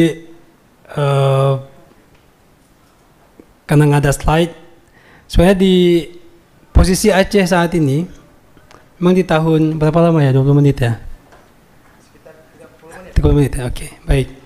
Posisi Aceh saat ini, kalau kita lihat dari sisi peta atau pengembangan pariwisata Aceh ke depan, kondisi peta Aceh itu sangat potensi untuk kita kembangkan, di mana jalur transportasi antara internasional ke Aceh itu sangat dekat, lebih dekat daripada Malaysia ke Jakarta ataupun dari Arab Saudi ke Jakarta. Untuk posisi strategisnya, Aceh itu berada di titik yang sangat dekat dengan pengembangan daerah lain. Misalnya, kita di tahun 2019 kemarin, kita pernah mencoba untuk membangun komunikasi ataupun peningkatan konektivitas antara Aceh dengan Andaman atau di India. Di hal tersebut, karena letak geografis kita yang sangat dekat, maka kita akan mencoba untuk terus mengembangkan posisi Aceh ini, posisi kita sebagai daerah yang sangat strategis dari sisi pengembangan pariwisata ke depan. Kemudian amenitas yang kita punya di Aceh, mungkin nanti adik-adik juga bakalan mengunjungi beberapa situs yang ada di Banda Aceh Besar pada khususnya. Namun secara umumnya kita memiliki 833 destinasi wisata yang bisa dikunjungi. Kita memiliki 553 hotel bintang ataupun non bintang. Namun untuk saat ini hampir semua hotel bintang 4 yang ada di Banda Aceh sudah memiliki sertifikasi halal untuk restorannya. Di tahun 2015 sampai dengan sekarang, kita terus melakukan sosialisasi tentang wisata halal, tentang sertifikasi halal kepada pelaku pariwisata yang ada di Aceh. Kita telah melaksanakan ke hampir 23 kabupaten kota tentang pentingnya sertifikasi halal untuk usaha yang ada di Aceh. Apalagi di tahun 2016 kita telah memiliki kanun tentang SPJPH, Sistem Jaminan Produk Halal, di mana semua produk makanan di Aceh itu wajib bersertifikasi halal. Terus saat ini Aceh juga ada 2 hotel syariah. Jadi perbedaan antara sertifikasi halal dengan sertifikasi syariah adalah setiap lembaga yang mengeluarkannya. Untuk saat ini mungkin hanya Aceh dan Jakarta yang memiliki hotel syariah, sedangkan daerah lain belum ada hotel syariah. Termasuk di Lombok pun yang notabene menang sebagai wisata halal Muslim tingkat nasional, mereka nggak memiliki hotel syariah. Namun kita telah memiliki dua hotel syariah di Banda Aceh, yaitu Grand Permata Hati dengan Permata Hati. Kita juga terus menggugah teman-teman yang lain untuk mendapatkan sertifikasi syariahnya. Namun jujur, untuk mengurusi sertifikasi syariah itu agak sedikit sulit. Dan DSN itu yang ada hanya di Jakarta. Jadi memerlukan kos yang sangat tinggi untuk mendapatkan sertifikasi syariah untuk usahanya. Terus hari ini kami hanya mencoba menggugah kawan-kawan untuk mendapatkan sertifikat halal produknya saja dulu. Dari tahun 2016 sampai dengan tahun 2019, tahun 2020 sampai 2020, untuk mendapatkan sertifikat halal masih gratis, dibiayai oleh pemerintah. Namun setelah adanya kanun pendapatan daerah di awal 2021 kemarin, untuk saat ini teman-teman yang memiliki usaha untuk mendapatkan sertifikat sudah harus bayar. Tapi nggak mahal-mahal banget kok, bayarnya paling 300.000. Insya Allah mungkin akan cukuplah untuk mendapatkan garansi ataupun jaminan bagi wisatawan yakin bahwa produk kita itu sudah halal. Kita juga di tahun 2021 kemarin telah menerbitkan RIPKA, Rencana Hidup Pembangunan Kepesisirahan Aceh, yang salah satu visinya adalah menjadikan Aceh itu sebagai destinasi wisata halal unggulan tingkat dunia. Jadi menangnya kita di tahun 2016, seperti yang moderator sampaikan tadi, kita ada 2 kategori yang kita menangkan, yaitu Aceh sebagai destinasi ramah budaya ramah muslim tingkat dunia, dan juga Bandara Sultan Iskandar Muda sebagai bandara yang ramah wisatawan muslim, telah meningkatkan jumlah kunjungan wisatawan ke Aceh. Dari tahun 2016 sampai dengan tahun 2019, grafik peningkatan kunjungan itu tetap meningkat. Namun di tahun 2020, pandemi COVID-19 melanda Aceh di awal Maret, sehingga kunjungan wisatawan sudah mulai menurun ya. Hal itu sangat berdampak bagi pertumbuhan ekonomi masyarakat Aceh pada umumnya. Jangankan Aceh, secara Indonesia pun, secara internasional pun pendapatan ekonomi pun sudah semakin menurun. Karena sekali lagi pariwisata itu memiliki multiplier effect. Kalau jumlah kunjungan wisatawan itu meningkat ke suatu daerah, ya otomatis semua usaha pariwisata itu akan bisa bergerak. Tidak hanya wisata saja, hotel pun akan ada yang menempatinya, rumah makan ada yang ada mengkonsumsinya, transportasi ada yang menggunakannya, souvenir ada yang membelinya. Jadi semuanya itu memiliki multiplier effect. Jadi pariwisata itu juga memiliki dampak yang sangat positif bagi peningkatan ekonomi masyarakat Aceh pada khususnya dan Indonesia pada umumnya. Tapi saat ini ada beberapa pemahaman masyarakat juga yang menganggap pariwisata itu hal yang negatif. Di melalui forum ini kami mengajak teman-teman adik-adik mahasiswa untuk menyampaikan kepada masyarakat secara luas bahwa pariwisata itu juga memiliki hal yang positif. Kita tunjukkan diri kita sendiri dulu. Ketika kita berkunjung ke destinasi wisata misalnya, kan biasalah kita pergi ke pantai ya kan.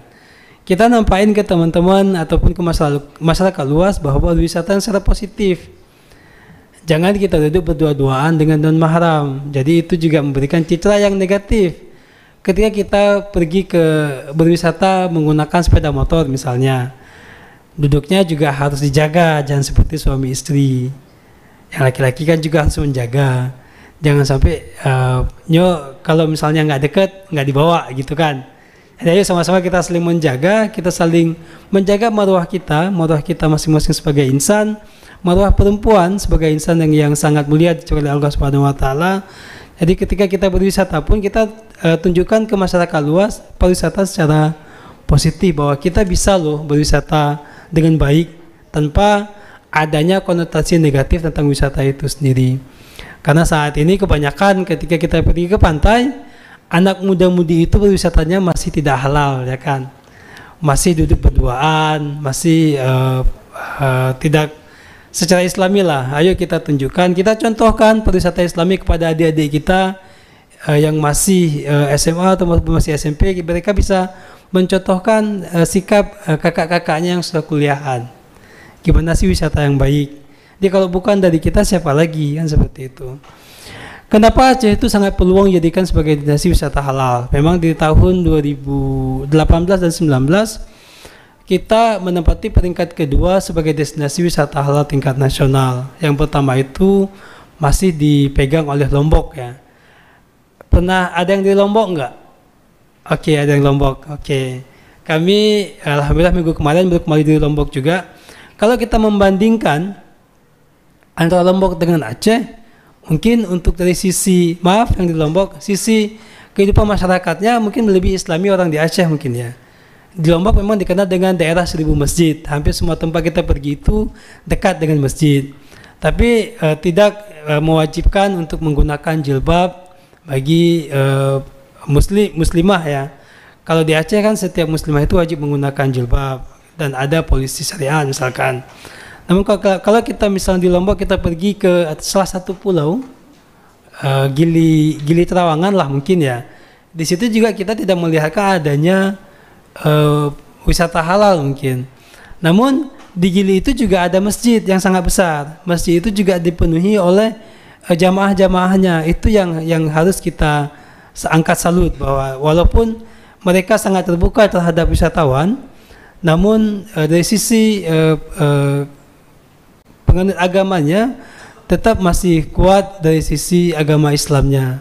Ketika Jumat pun masjid itu penuh dengan jamaah dan sore pun ada pengajian anak-anak di masjid tersebut.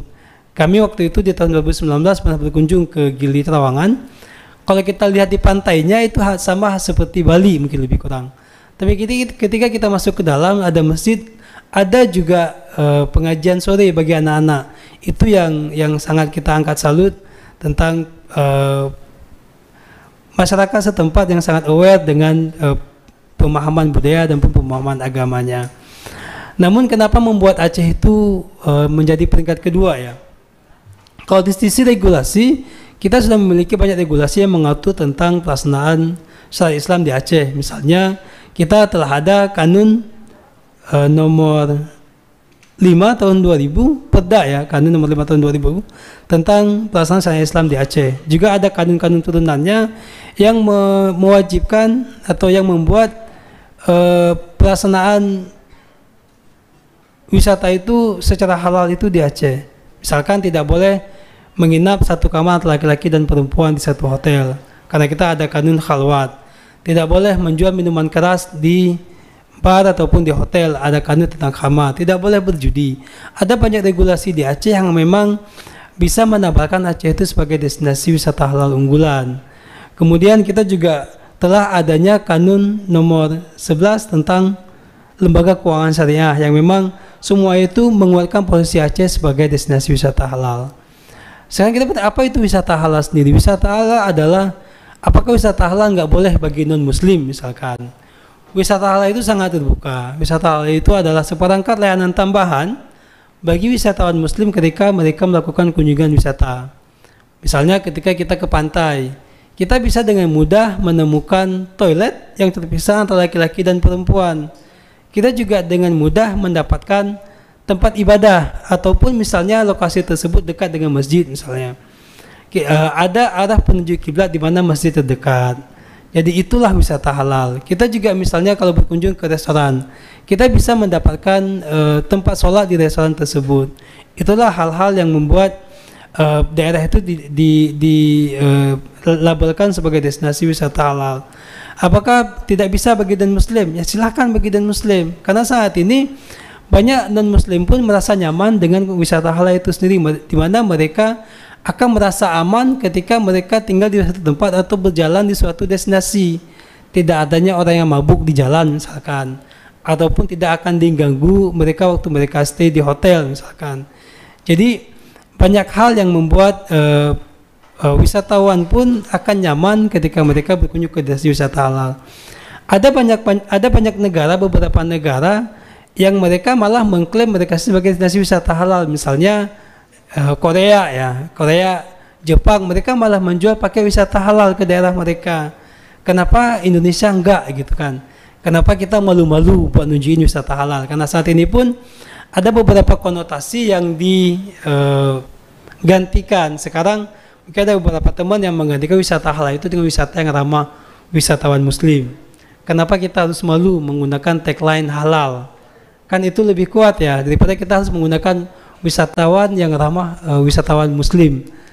Kalau menurut hemat kami sih sebenarnya kita tetap menggunakan wisata halal sebagai tagline kita, sebagai branding kita, sehingga wisatawan yang muslim dari mancanegara akan bisa berkunjung ke Aceh. Ketika wisatawan muslim datang, kita bandingkan banyak pengeluaran yang mereka spending mereka itu lebih tinggi daripada wisatawan lainnya. Wisatawan muslim mereka akan membeli pakaian yang mungkin yang agak lebih bagus ya daripada wisatawan lainnya. Misalnya mereka ya akan membeli jilbab, ataupun mereka akan makan di tempat yang sudah ada sertifikasi halalnya, tidak makan sembarangan, tidak makan di pinggir jalan, dan kemudian akan menggunakan hotel yang berbintang dan juga hotel yang restoran halal, yang restorannya sudah bersertifikasi halal. Apa saja yang sudah kami kerjakan untuk mendukung hal tersebut? Dinas Pariwisata Aceh telah menyusun roadmap pengembangan destinasi wisata halal Aceh. Di tahun 2016 kita sudah bekerja, kita sudah mensosialisasikan kepada 23 kabupaten kota tentang apa itu wisata halal dan apa saja yang sudah kita kerjakan. Kemudian di tahun 2016 sampai dengan tahun 2019 kita telah membentuk tim percepatan wisata halal. Kenapa di tahun 2022 nggak lagi gitu kan? Karena di kementerian sendiri pun kita di Kemenparekraf tidak ada lagi tim percepatan wisata halal. Jadi kita melihat sekarang kita fight sendiri tentang kita majukan gimmick kita sendiri bahwa Aceh itu memang destinasi wisata halal unggulan. Kemudian kita telah melakukan branding Aceh sebagai destinasi wisata halal. Kita telah mengeluarkan logo wisata halal Aceh. Logonya bentuk pin lokasi, di bawahnya Aceh destinasi wisata halal. Kemudian juga kita sudah memberikan trigger kepada teman-teman pelaku usaha dengan di akhir 2019 kita lakukan anugerah wisata halal Aceh. Jadi kepada teman-teman yang komit terhadap sertifikasi halalnya dan orang pribadi yang komit terhadap asosiasi wisata halalnya, kita berikan penghargaan yang waktu itu hadir Pak Gubernur. Jadi memang betul Aceh sangat serius untuk mengembangkan destinasi wisata halal. Kemudian kenapa bisa NTB yang menang mungkin ya? Kan seharusnya Aceh, karena Aceh sudah punya banyak regulasi dan juga Aceh 93% penduduknya itu Muslim, kan seperti itu. Ada beberapa komponen, ada beberapa kriteria yang membuat kita itu jauh di bawah NTB. Misalnya memang untuk ajang IMTI tersebut kita bukan berbasis voting, tapi berbasis data yang kita punya. Misalnya ada kriteria untuk aksesibilitas, jumlah flight ke Aceh dan jumlah flight ke NTB itu jauh lebih banyak jumlah flight ke NTB. Kemudian cakupan internet di destinasi wisata. Di NTB itu hampir semua tempat kita kunjungi 4G-nya itu bagus. Tapi kalau di Aceh mungkin ada beberapa destinasi wisata yang bahkan kita nggak dapat sinyal di lokasi tersebut. Dan juga dari sisi jumlah kunjungan wisatawan, Aceh NTB itu jauh lebih tinggi jumlah kunjungan wisatawan dibandingkan dengan Aceh. Dan juga jumlah amenitas, jumlah hotel, jumlah travel agent, jumlah rumah makan, NTB itu jauh lebih banyak daripada Aceh. Jumlah sertifikasi halal pun NTB itu lebih tinggi daripada Aceh, padahal NTB itu harus bayar. Mereka mendapatkan sertifikat halalnya. NTB sudah memiliki ribuan usaha yang dapat sertifikasi halal. Aceh hanya ratusan usaha yang sudah memiliki sertifikat halal. Kenapa Aceh kurang gitu kan? Kenapa NTB sangat yakin dengan sertifikasi halalnya? Karena mereka yakin untuk meyakinkan wisatawan bahwa tempat mereka itu sudah halal loh. Kalau Aceh sendiri, sebagian besar pelaku usaha Aceh mungkin akan menganggap apalagi yang haram. Orang Aceh kan sudah notabene-nya Muslim. Sudah dari sejak zaman nenek moyang kita sudah Muslim. Kita tidak memasak daging yang diharamkan oleh Allah. Jadi kenapa masih perlu sertifikat halal? Ketika kita melakukan sosialisasi wisata halal, kita lakukan sosialisasi tentang sertifikasi halal, kita menjelaskan air putih ditimba dari sumur, direbus, insya Allah halal. Tapi air putih ketika diproses dengan penyulingan, kita akan ragukan kehalalannya. Karena kenapa? Air ini dilakukan pembersihan, ada tabung karbon ya. Di awak karbon itu sebagian besar isinya dari tulang. Tabung besar tuh. Kalau yang di air isi ulang ada yang tabung-tabung besar. Dia isinya ada dari tulang, ada dari arang. Tapi sebagian besar isinya dari tulang. Dan sebagian besar lagi isinya adalah tulang babi. Jadi di mana halalnya ketika air putih bersinggungan dengan tulang babi dan kita minum. Jadi hal tersebut yang membuat sesuatu menjadi tidak halal. Kopi, di mana haramnya? Kan seperti itu ya. Kopi sudah jelas, ini kan biji kopi doang, kan digonseng, dijemur, digonseng, diseduh, diminum. Insya Allah halal, kan seperti itu. Tapi ketika kopi itu dijemur di pinggir jalan, ada yang terkengon nggak? Dari Takengon atau dari Gayo Luas? Atau yang udah pernah ke sana belum? Kalau kita ke wilayah tengah, yang tradisionalnya ya, kita melihat petani itu menjemur biji kopinya itu di jalan. Dan bahkan seringkali kita melihat ada anjing yang tidur di atas biji kopi. Di mana halalnya ketika diproses? Namun saat ini semua usaha-usaha yang ada di Takengon itu, di wilayah tengah itu sudah menggunakan balai seperti meja untuk menjemur biji kopinya, tidak di lantai. Kemudian kalaupun dijemur di lantai sudah dipagari sehingga binatang tidak bisa masuk. Jadi memang hal-hal tersebut yang membuat sesuatu itu menjadi tidak halal.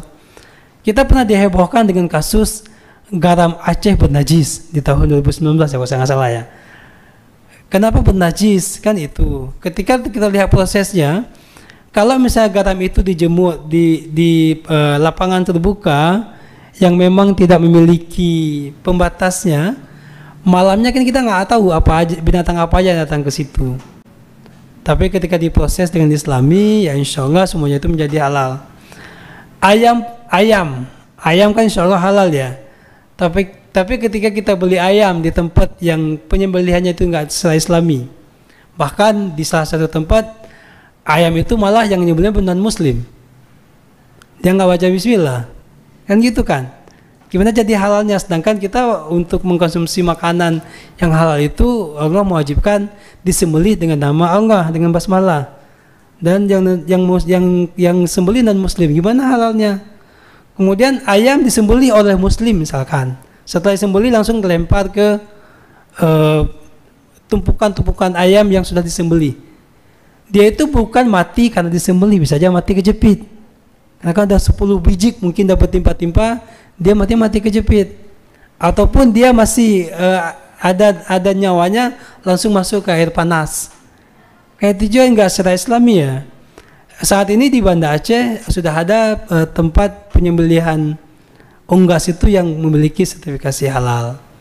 Jadi ayo dari kita sendiri, dari masing-masing kita sendiri, kita konsumsikan produk yang berlogo halal atau berlabel halal, atau paling kurang kita yakini bahwa produk itu halal, insya Allah. Kalau misalnya teman-teman mau ke supermarket misalnya, untuk membeli satu produk, apa yang dilihat? Pasti harganya kan, bukan logonya. Tapi kalau misalnya kita beli produk itu, kita lihat dulu, ada logo halal nggak sih? Saat ini untuk sikat gigi saja sudah ada sertifikasi halal. Kalau dulu kan orang nggak peduli ya. Dan Wardah, maaf saya sebut merek, dia ketika mereka yang pionir sebagai produk kosmetik halal, malah mereka mendapatkan pendapatan income yang sangat langsung meningkat drastis. Dan saat ini sudah banyak kosmetik yang sudah berlogo halal, karena ya teman-teman sudah pada peduli tentang logo halal. Kulkas saja ada yang berlogo halal, apalagi yang lain. Tinggal kulkas. Jadi ada banyak hal yang membuat produsen itu mengambil kesempatan ya, atau mereka melihat peluang apa sih yang sedang ngetren sekarang misalnya. Kalau misalnya kita pergi ke supermarket, kan kita pernah heboh dengan mie instan yang dari Korea. Semua teman-teman anak-anak gadis itu beli, pengen dong makan mie Korea, mie K-pop ya. Nggak tahu di situ nggak ada logo halalnya, dan ada unsur daging babinya. Kita nggak pernah melihat karena kita nggak tahu dibuat dengan bahasa Korea. Namun sekarang sudah ada mie-nya yang berlogo halal. Jadi mungkin ada waktu bawa triggernya adalah ketika kita bawa adik kita jajan di kios-kios, kita kasih nampak dulu, mau ini dong, coba ada logo halal apa enggak. Kalau misalnya dia lihat ada logo halal, boleh ambil 2 misalkan. Kita tanamkan dari sekarang kepada adik-adik kita, kepada diri kita sendiri, tentang pentingnya sertifikasi halal, tentang pentingnya makan makanan yang berlogo halal. Dan juga ketika kita berkunjung ke suatu destinasi wisata misalnya, Aceh sangat peduli dengan wisata halal. Aceh sangat ingin mengembangkan wisata halal. Kita terus mengkampanyekan tentang Aceh sebagai destinasi yang ramah wisatawan muslim. Dari kita sendiri, dari masyarakat Aceh sendiri, kita coba mengajak teman-teman untuk memberikan pelayanan maksimal kepada wisatawan yang berkunjung. Berikan contoh yang baik kepada wisatawan.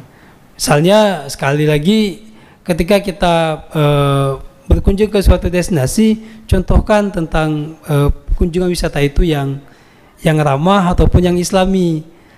Tidak secara brutal ya, karena kalau dulu mungkin ya, dan juga ada sebagian oknum masyarakat juga memikir pariwisata itu adalah 3S. Pasti kalau pariwisata sudah maksiat, sudah sun, pariwisata itu butuh matahari, pariwisata itu adalah pantai, pariwisata itu adalah seks, kan itu yang muncul.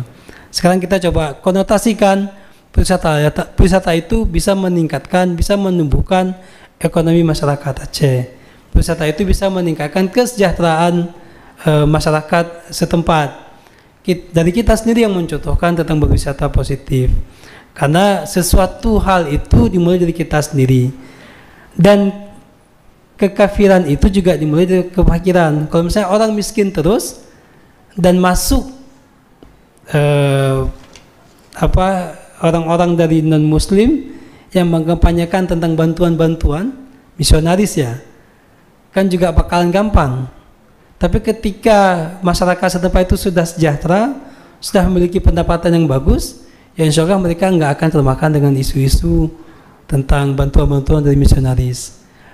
Dakwah dari kita tentang pariwisata yang positif, dakwah dari kita tentang bagaimana menjalankan kehidupan yang positif mungkin akan bisa meningkatkan kehidupan masyarakat Aceh pada umumnya, dan juga akan bisa meningkatkan ekonomi masyarakat Aceh sehingga masyarakat Aceh akan lebih sejahtera.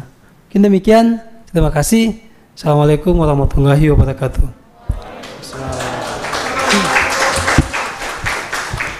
Baik, terima kasih kepada Bapak Ismail SPD telah membawakan materi terkait dengan Aceh sebagai role model wisata halal Indonesia untuk dunia. Baik, untuk mempersingkat waktu, langsung saja kita dengarkan penyampaian sesi materi kedua oleh Bapak Dr. Hafaz Furqani MAC. Dari beliau adalah seorang akademisi ekonomi syariah. Mungkin saya perkenalkan sedikit. Nama lengkap Dr. Hafaz Furqani MAC. Agama Islam, menikah, lahir di Aceh Timur 25 Juni 1980.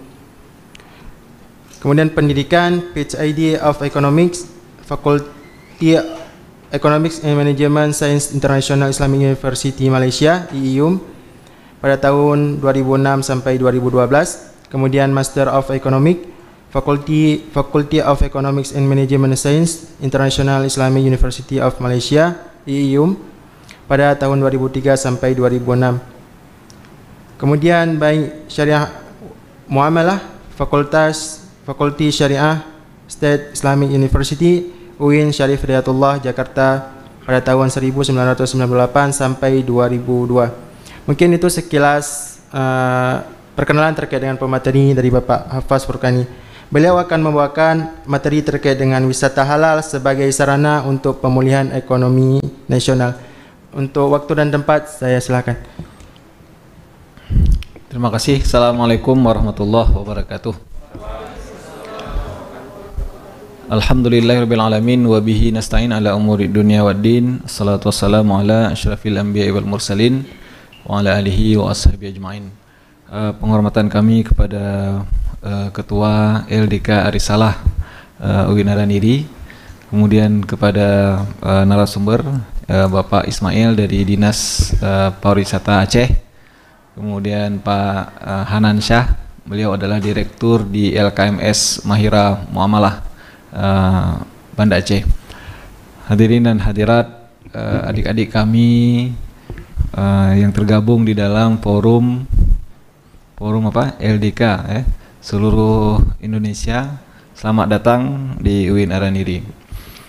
Sebagaimana disampaikan tadi dan sudah dijelaskan panjang lebar oleh Pak Ismail, ya, bahwa ada semangat hari ini untuk kita, khususnya kaum muslimin, ya, untuk menata kembali kehidupan kita di berbagai bidang sesuai dengan prinsip-prinsip syariah. Nah, jadi termasuk untuk urusan pariwisata, ya. Jadi kita ingin juga menikmati wisata yang Islami. Jadi urusan wisata ini kalau dalam pandangan Islam itu bukan sekedar urusan senang-senang, kemudian ya menyegarkan pikiran, tetapi juga terkait dengan dimensi spiritualitas dan dimensi religiusitas, ya. Jadi ada dimensi keagamaan di situ. Nah, jadi panduan Islam mengatakan bahwa kita harus mencari yang halal. Halal artinya secara umum bisa kita katakan patuh ataupun sesuai dengan prinsip-prinsip Islam, ya. Halal itu kan terkait dengan hukum-hukum syariat, ya. Jadi dalam panduan dalam ajaran agama Islam itu kita ada yang dihalalkan, ada yang diharamkan. Nah, untuk pariwisata juga demikian ya, tidak semuanya menjadi boleh kepada kita orang Islam.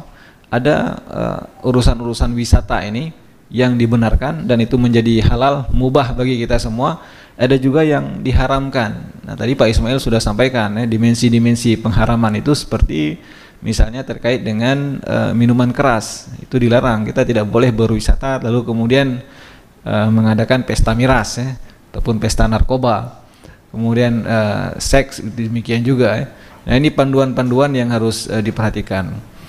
Nah, di samping itu hari ini juga kita melihat ya kebangkitan secara lebih besar lagi ekonomi halal, halal ekonomi. Tadi halal tourism, halal tourism ini bagian dari halal ekonomi. Nah, halal ekonomi ini memang identik dengan Islamic ekonomi ya, ekonomi Islam ataupun ekonomi syariah. Nah, maksud dari halal ekonomi ini di samping memang konotasinya itu kan kita mencari sesuatu yang halal ya, yang sesuai dengan hukum syariat. Nah, akan tetapi di dalam panduan Al-Quran itu disebutkan bahwa kita harus melampaui itu, melampaui yang halal ya. Karena perkataan halal di dalam Al-Quran itu digandeng dengan perkataan apa? Thayyib ya. Wa kulu mimma fil ardi halalan thayyiba. Jadi ada thayyiba ini. Nah, thayyiba ini ya halal itu adalah minimum ya. Level minimum yang harus kita penuhi. Nah, itu standar minimumnya adalah halal. Tapi ada yang lebih dari halal itulah yang dimaksudkan dengan thayyib tadi. Nah, beyond halal ya. Thayyib ini apa? Thayyib ini adalah kualitas-kualitas yang lebih tinggi yang diharapkan juga dari pelayanan halal tadi. Nah, kita memang ingin restoran itu halal ya, wisata itu halal. Tapi pada saat yang sama kita ingin pelayanan yang lebih bagus. Nah, kita ingin juga kualitas barang yang lebih bagus. Kita ingin ada sentuhan-sentuhan transparansi ya, ada nilai-nilai keadilan. Nah, itu yang diharapkan juga dari prinsip ekonomi halal tadi.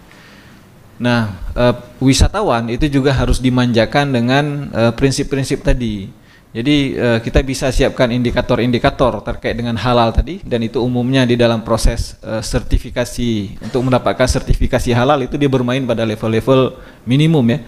Nah, untuk thayyib ini mungkin perlu bantuan dari Dinas Syariat Islam untuk bisa mendongkrak lebih lanjut industri pariwisata kita ya, termasuk Dinas Pariwisata untuk mendongkrak lebih lanjut bagaimana kita bisa meningkatkan kualitas-kualitas yang lain yang juga diharapkan oleh wisatawan ya. Halal ekonomi ini itu dimensinya sangat luas ya. Ada sekitar 2, 4, 6, 7 dimensi ekonomi halal ketika dikatakan ekonomi halal.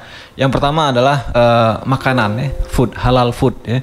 Yang kedua finance, halal finance ya, ataupun ekonomi syariah. Nah, yang ketiga terkait dengan urusan pakaian, clothing, pakaian. Sekarang sudah tren jilbab, kemudian baju-baju, fashion. Nah, ini juga industri yang berkembang. Kemudian halal tourism, halal pariwisata. Kemudian halal media dan rekreasi ya. Kemudian halal pharmaceutical, obat-obatan yang halal ya. Kemudian halal kosmetik. Nah, ini industri besar yang hari ini Indonesia masih kalah dibandingkan dengan negara-negara lain dalam pemanfaatan industri halal ini. Kalau kita lihat data ya, disampaikan oleh Global Islamic Economy Report 2021 itu mengatakan bahwa saat ini Indonesia itu adalah largest halal consumer ya. Kita ini pengguna halal terbesar di dunia. Jadi Indonesia itu mengimpor lebih kurang 11% dari halal produk yang ada di dunia. 11% dari halal produk Indonesia itu masuk ke Indonesia. Sementara partisipasi Indonesia dalam mengekspor halal produk itu sekitar 3% saja.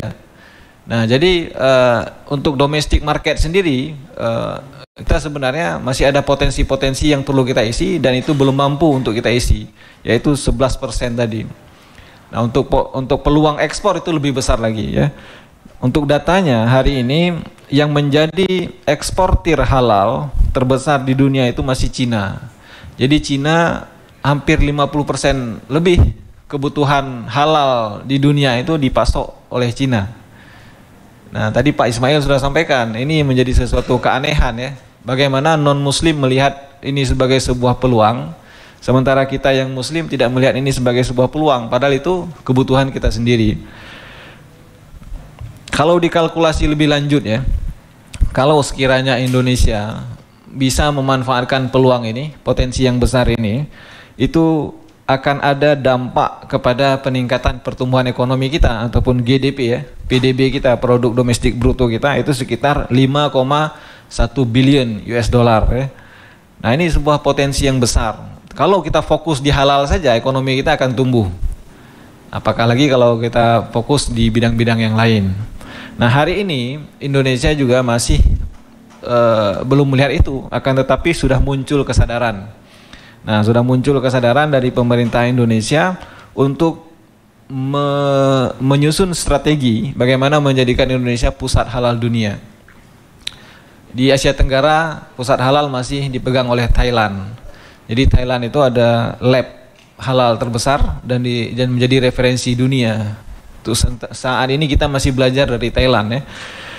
Nah, jadi pemerintah Indonesia sudah menyusun National Halal Economy Framework, kerangka ekonomi halal nasional, dan ini mungkin bisa diadopsi oleh Aceh ya. Ada tujuan-tujuan, ada strategi-strategi yang akan dijalankan ya. Nah, selanjutnya kita melihat juga bahwa keseriusan pemerintah Indonesia ya, dalam membangun industri halal ini terlihat dari dibentuknya di setiap instansi pemerintahan itu bidang-bidang yang fokus pada ekonomi halal. Nah, seperti sudah ada KNEKS, Komite Nasional Ekonomi Keuangan Syariah. Nah, KNEKS ini adalah lembaga baru yang di bawah Presiden, itu tugasnya adalah mengkoordinasi segala sektor pemerintahan, segala sektor ekonomi untuk meningkatkan dimensi ekonomi dan keuangan syariah. Ya. Kemudian di Kementerian Agama dibentuk BPJPH, Badan Penjaminan Produk Halal. Kemudian di Kementerian Industri sudah ada kamar dagangnya yang mengatur halal-halal produk untuk diekspor. Kemudian Ministry of Tourism ya, Kementerian Pariwisata. Nah, Kementerian Pariwisata Indonesia tadi Pak Ismail sudah cerita juga, fokusnya ke depan itu di halal, pariwisata halal. Dan Aceh luar biasa karena tagline kita sudah halal tourism ya. Aceh halal tourism Pak ya. Sebelumnya The Light of Aceh ya. Nah, itu tetap ya. The Light of Aceh, cahaya Aceh. Nah, sekarang kita bawa tagline lagi untuk menjadikan Aceh halal tourism, pusat pariwisata halal. Jadi sudah lebih menggema dimensi itu yang akan dimainkan Aceh ke depan. Nah, kemudian ada MUI, BKPM penanaman modal, kemudian Ikatan Ahli Ekonomi Islam dan Masyarakat Ekonomi Syariah. Nah, ini pemain-pemain besar di seluruh Indonesia yang coba menjadikan Indonesia pusat ekonomi halal. Jadi sudah ada kesadaran di kita bahwa kita tidak bisa selamanya menjadi konsumen saja, menikmati produk-produk halal dari luar ya. Tapi kita juga harus memanfaatkan peluang ini karena peluang ini sangat besar potensinya untuk peningkatan ekonomi masyarakat. Nah, Aceh bagaimana meramu ini? Saya dengar juga Dinas Pariwisata sedang meramu ya, untuk menyiapkan langkah strategis ya, blueprint gitu Pak ya, terkait dengan pariwisata halal ini. Yang bisa di sini ada saya temukan beberapa data ya, ada Islamic Hospital ya, karena kita ingin memanfaatkan tourism di bidang kesehatan. Kemudian ada education ya, UIN Araniri, Unsiah ataupun USK itu bisa dijadikan sebagai destinasi halal di bidang pendidikan. Kemudian nanti ada Islamic Finance ya. Ini juga Aceh sudah fokus untuk pengembangan keuangan syariahnya. Nah, yang masih kurang mungkin adalah terkait dengan pengembangan sejarah Aceh. Nah, masih situs-situs Aceh masih banyak yang terbengkalai. Ketika kita datang ke Banda Aceh, kita berharap mana jejak-jejak peninggalan Kesultanan Aceh dulu. Dan ini orang kan semua tahu Banda Aceh ini adalah pusat kerajaan Islam, Kesultanan Islam terbesar. Nah, situs-situs ini yang masih kurang penataan ya, dari pemerintah kita. Nah, harapan kita itu menjadi meng-attract ya, kalau ditata dengan bagus, ini bisa menjadi destinasi wisata sejarah Islamik ya, Islamic history yang bisa menarik ya. Kalau Malaysia datang ke Aceh, memang itu yang diharapkan. Mereka akan melakukan kunjungan-kunjungan destinasi-destinasi wisata sejarah itu. Mungkin demikian dari saya, waktu kita sangat terbatas. Terima kasih. Assalamualaikum warahmatullahi wabarakatuh.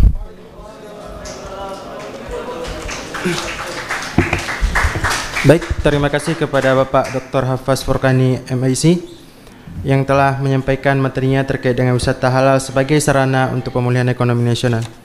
Untuk selanjutnya kita dengarkan pemateri dari Bapak Teguh Hanansyah, SE, MSI, AK, CA, CRBD.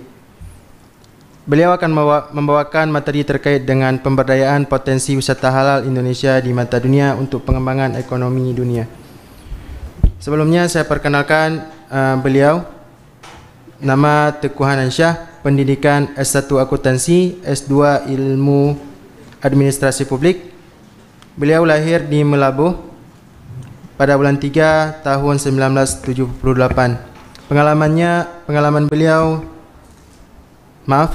Kontak beliau alamat di Komplek Villa Citra, Kampung Pinang, Kecamatan Shah Kuala.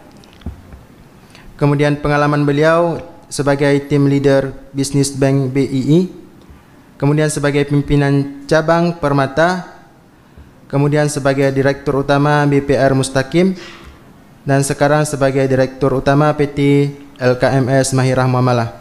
Organisasi beliau pertama sebagai Sekretaris Perbakindo periode 2011 sampai 2016, kemudian pengurus Ikatan Ahli Ekonomi Islam Indonesia IAII sampai dengan sekarang, kemudian pengurus IJBNET Aceh Indonesia Jepang Business Network sampai dengan sekarang, pembina Yayasan Pelopor Ekonomi Syariah sampai sekarang, Dewan Pakar MES Aceh sampai dengan sekarang, Wakil Bendahara KNPI Kota Banda Aceh sampai dengan sekarang, Bendahara Umum Ikatan Ahli Akuntansi atau disingkat dengan IAA sampai sekarang, kemudian sebagai Wakil Bendahara Umum Ikatan Alumni Fakultas Ekonomi dan Bisnis USK IKFNC sampai dengan sekarang.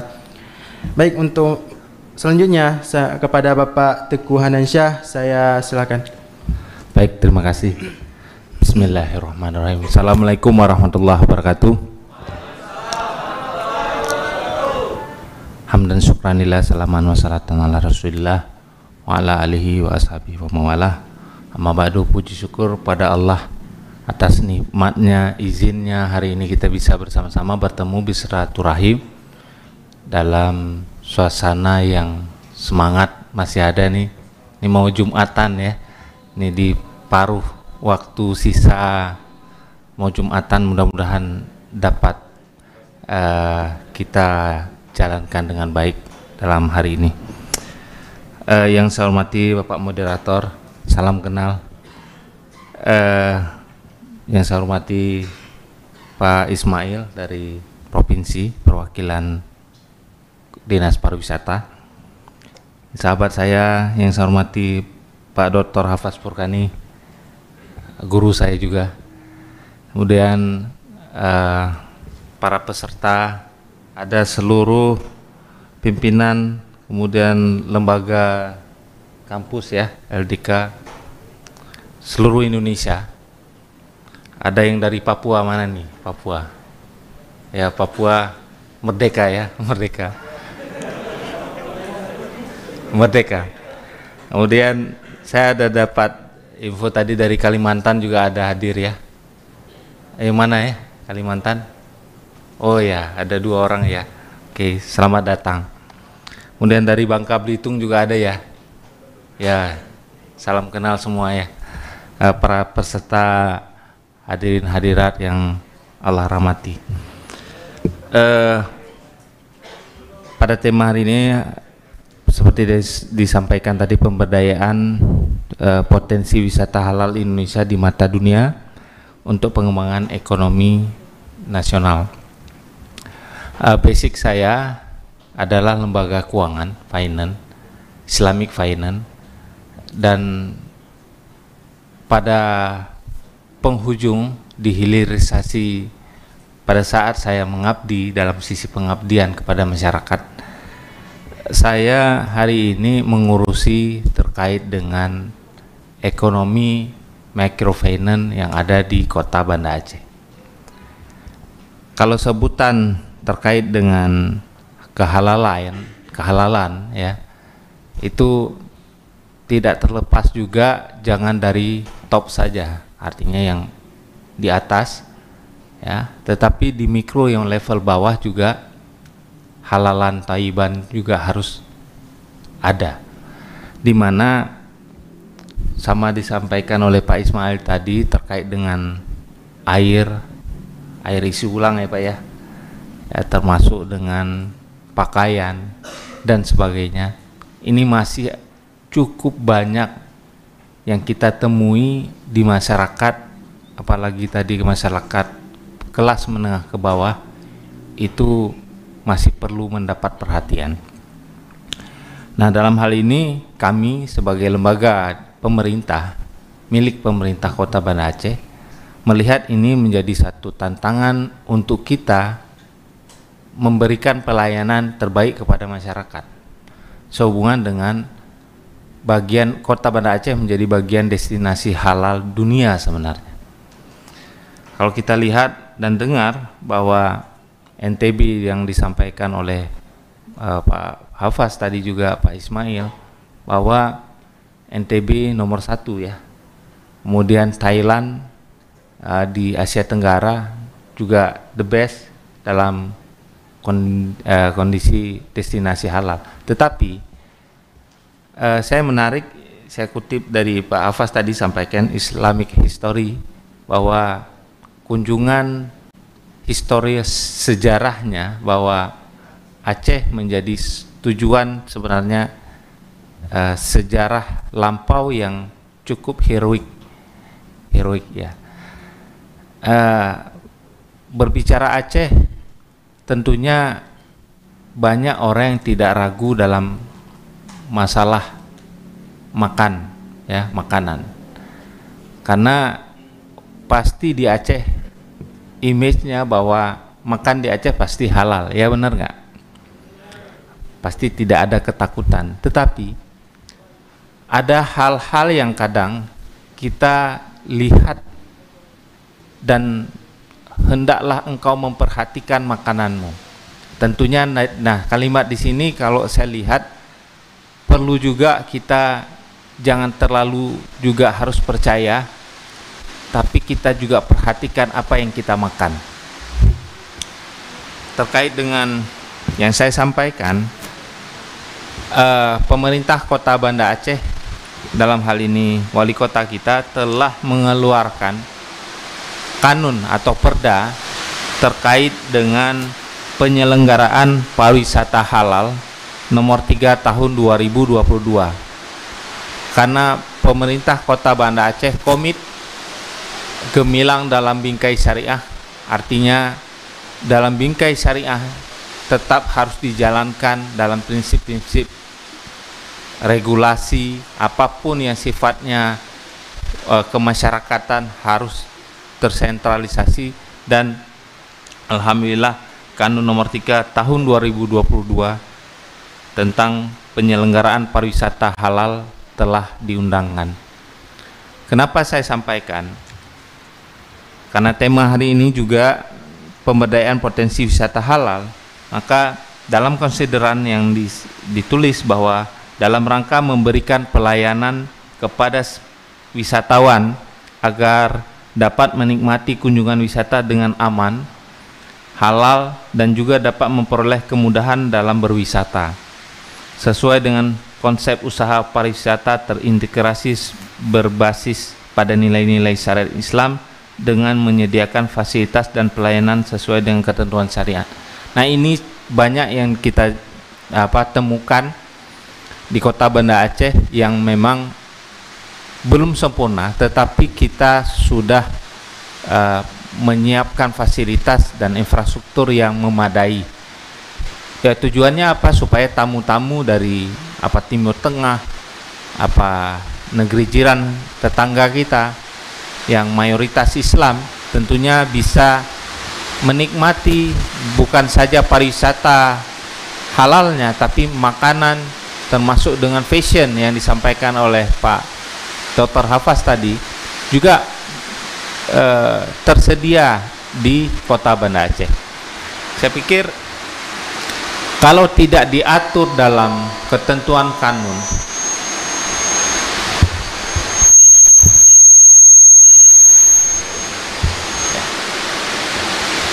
kalau tidak diatur,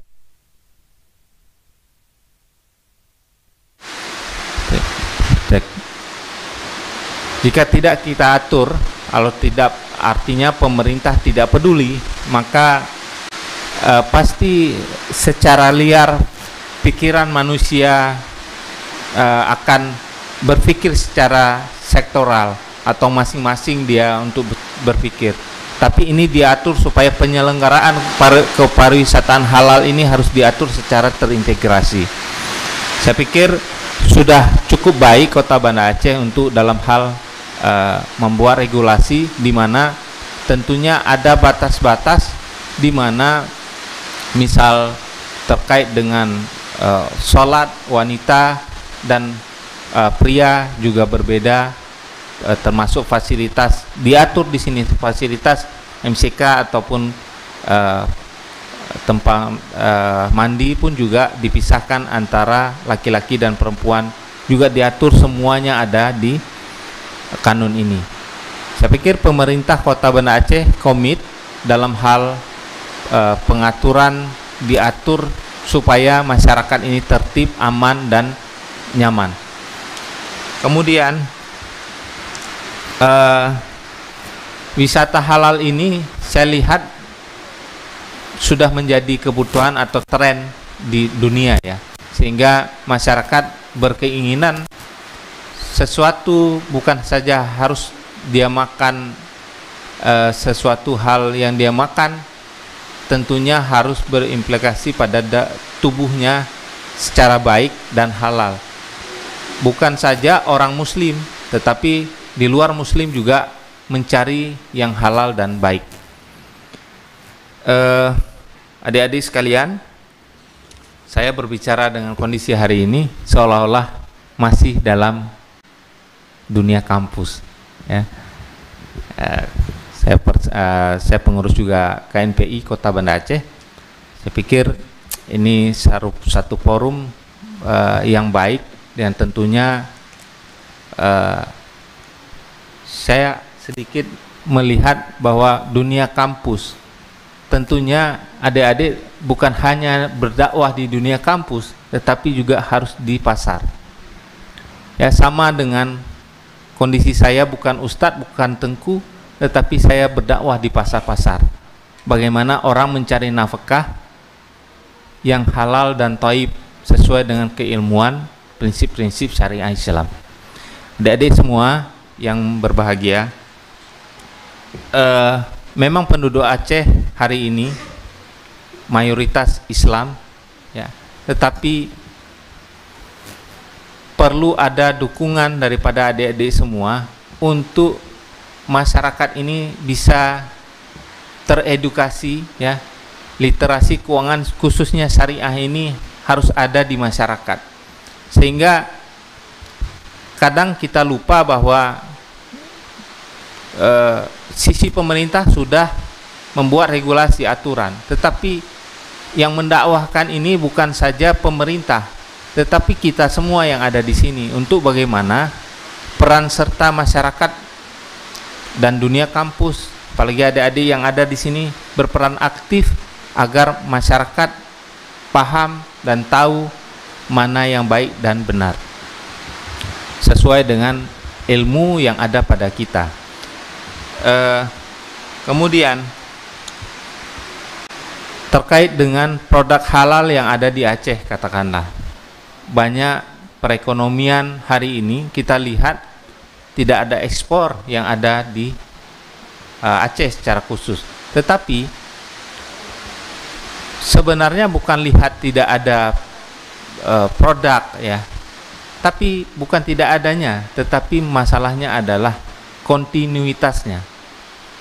Jadi orang buat dalam skala kecil ya, dan pada saat mungkin tertentu saja, bulan-bulan tertentu suka-suka dia.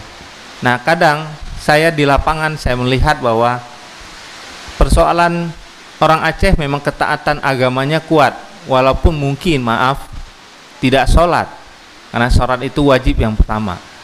Maksud saya bilang adalah, saya lihat pedagang di lapangan ya Pak Hafaz, pada saat saya interview saya tanya bahwa jika kebutuhan rumahnya pada hari ini, rumah tangga maksudnya, tercukupi, dia langsung pulang, nggak seperti kita bekerja dari jam 8 sampai jam 5 sore terus pulang. Jika dia sudah cukup kebutuhan untuk ekonomi keluarganya, dia terus pulang ya, dia menghidupi keluarganya. Jadi keimanan, ketakwaannya cukup tinggi manakala dia berdagang. Nah, ini ada di tengah-tengah masyarakat kita. Jadi bukan konotasinya orang Aceh malas, tetapi taat agama dan juga prinsip-prinsip nilai-nilai keagamaan itu masih dipegang. Nah, apalagi orang-orang tua zaman dulu. Nah, ini masih ada di kota Banda Aceh yang saya temui. Adik-adik semua, apalagi kondisi misalnya di pasar-pasar. Ini kita berperan, Mahirah Muamalah berperan aktif dalam mengedukasi masyarakat untuk bagaimana berdagang, bermuamalah dengan baik. Harapannya lembaga dakwah yang ada hari ini, para peserta, apalagi ini seluruh Indonesia, tentunya adik-adik yang khusus di UIN Araniri juga bersama-sama membantu kita semua, apalagi di mensiarkan ekonomi syariah ini dengan baik yang ada di masyarakat. Para hadirin hadirat yang berbahagia, berbicara masalah ekonomi yang tadi sudah disampaikan oleh Dr. Hafaz, bahwa ekonomi hari ini memang dalam kondisi pandemi cukup terasa dampak daripada pandemi ini, di mana kondisi ekonominya negatif ya, secara ini negatif, walaupun pertumbuhannya kalau kita lihat 3%. Tetapi yang saya mau sampaikan bahwa kita berbicara pariwisata, bagaimana dengan kondisi hari ini pandemi, ekonomi lesu ya, lemah bahasanya, dan daya beli masyarakat juga sangat sulit untuk bisa bangkit. Nah, kita juga berharap tentunya kepada pemerintah pada saat itu untuk bisa bagaimana geliat ekonomi ini bisa berjalan dengan baik. Kalau sisi pariwisata cukup, kalau kita lihat kanun ini juga sudah cukup mengakomodir ya. Artinya di sini bahasanya adalah penyelenggaraan pariwisata halal. Tugas pemerintah mengatur, tujuannya adalah bagaimana masyarakat ini tertib dan tahu antara batasan dan batas-batas yang boleh dan tidak. Dan tentunya semua diatur dalam kanun ini, karena kanun ini cukup banyak, nanti boleh di-search di Google terkait dengan sudah diundangkan nomor 3 tahun 2022 khusus Kota Banda Aceh. Nah, saya pikir insya Allah kalau kita bersama-sama, tentunya pariwisata khusus di Kota Banda Aceh akan lebih geliatnya, lebih baik lagi. dan tentunya pengembangan ekonomi secara nasional juga akan bertumbuh.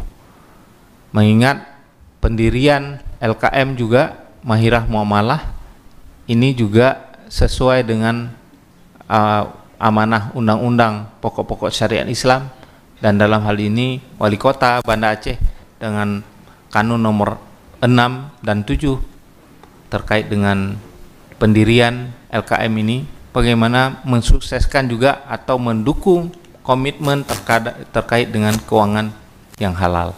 Jadi bukan saja adanya di pasar ataupun di dalam regulasi yang tadi saya sebutkan, tetapi dalam sisi keuangan juga beliau fokus dalam mensterilkan yang ada di masyarakat. Saya pikir itu Pak Moderator yang dapat saya sampaikan. Mudah-mudahan dapat menjadi pencerahan kepada adik-adik semua. Saya pikir wabillahi taufik wal hidayah. Wassalamualaikum warahmatullahi wabarakatuh.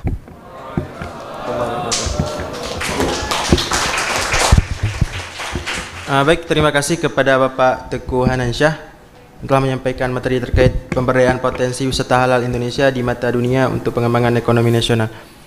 Baik, mungkin untuk selanjutnya kita buka sesi tanya jawab. Mungkin untuk mengingat waktu hampir mendekati waktu Jumat, kita buka 2 pertanyaan ya. Belum. Oke. Untuk pertanyaannya kita buka 2 pertanyaan. Baik, mungkin boleh turunin dulu. Boleh bagi siapa yang mau menanya, boleh angkat tangan. Saya hitung dari 1 sampai 3. Turunin dulu. 1, 2, 3. Baik, yang pakai baju hijau, almet hijau, boleh. Pertanyaannya langsung to the point aja ya, karena mengingat waktu. Baik, silakan.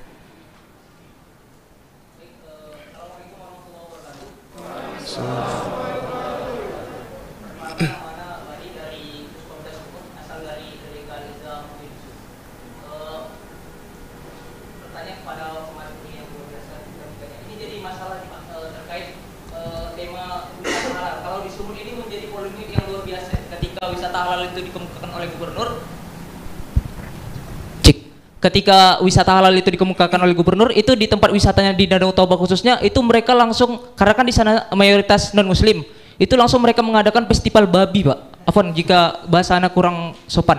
Mereka langsung mengadakan, bahkan itu festival yang kurang aneh gitu, menyeleneh gitu kan. Festival babi lari mereka laksanakan di sana ketika kita memberikan ide wisata halal di sana. Nah, yang ingin Anda tanyakan itu, apakah memang wisata halal ini hanya bisa dilakukan di daerah-daerah yang memang mayoritas muslim gitu? Apakah ide ini tidak bisa kita laksanakan di daerah-daerah yang khususnya kami ini di luar Aceh gitu kan? Ini bisa kami bawa pulang nanti idenya, bisa kita diskusikan dengan dinas pariwisata terkait di daerah kami. Itu mungkin pertanyaan dari Ana, dikembalikan kepada moderator. Baik, pertanyaan untuk siapa nih? Ada 3 pemateri, mungkin pertanyaan ditujukan kepada siapa? Dinas pariwisata. Oke, baik. Baik, 1 pertanyaan lagi ya. Belum. Oke, saya hitung sampai 3. 1, 2, 3. Oke, boleh yang pakai kacamata, yang pakai almet biru.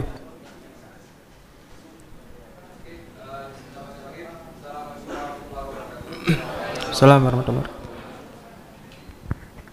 Boleh ditujukan kepada siapa pertanyaannya? Ya, pertama, perkenalkan nama Ana dari Saputra dari perwakilan Lembaga Dakwah Kampus Politeknik Manufaktur Negeri Bangka Belitung. Izin bertanya kepada Bapak Ismail. Jadi pertanyaannya, apa peran pemuda khususnya anak muda Aceh dan anak muda umum seperti kami di sini agar bisa membantu ataupun berkontribusi untuk meningkatkan dan mendukung program-program untuk mengembangkan wisata halal dan islami agar juga nilai dakwah khususnya anak muda di luar sana.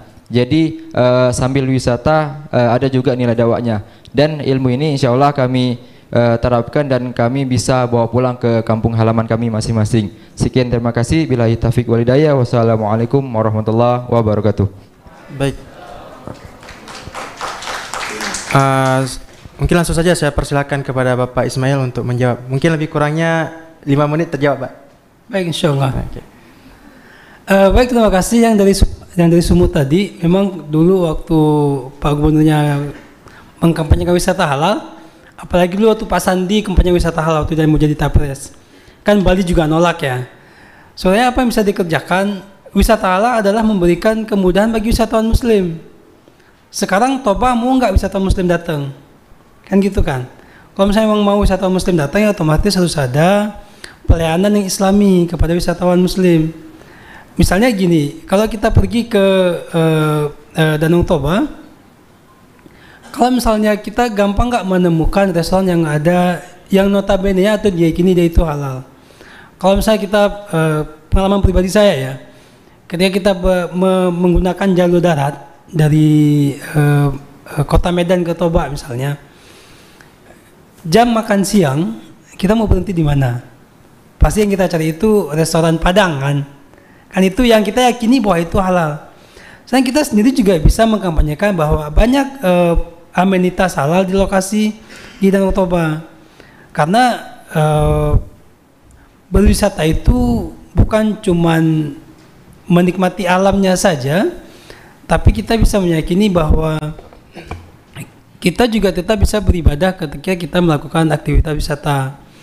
Ketika kita berwisata ke Danau Toba, apakah ada fasilitas ibadah di daerah tersebut?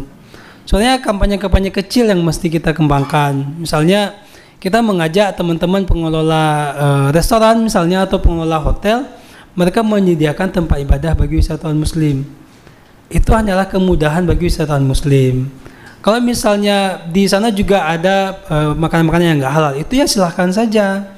Kan tidak menutup kemungkinan, tapi juga harus dipisahkan ya. Kalau restoran itu harus dipisahkan antara makanan halal dan yang haram. Misalnya dari sisi wajannya pun harus dipisahin. Jangan memasak makanan halal dan tidak halal itu dengan wajan yang sama, kan terkontaminasi ya. Ada hal kecil yang bisa kita kerjakan.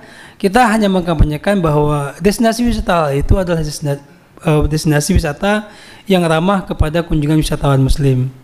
Silahkan mengajak teman-teman di lokasi, apalagi teman-teman di daerah sudah ada GENPI, Generasi Pesona Indonesia, yang kontennya itu adalah para pemuda-pemuda yang giat mengkampanyekan tempat wisata. Jadi kita kampanyekan tentang wisata halal itu, tentang kemudahan bagi wisatawan Muslim ketika mereka melakukan kunjungan ibadah.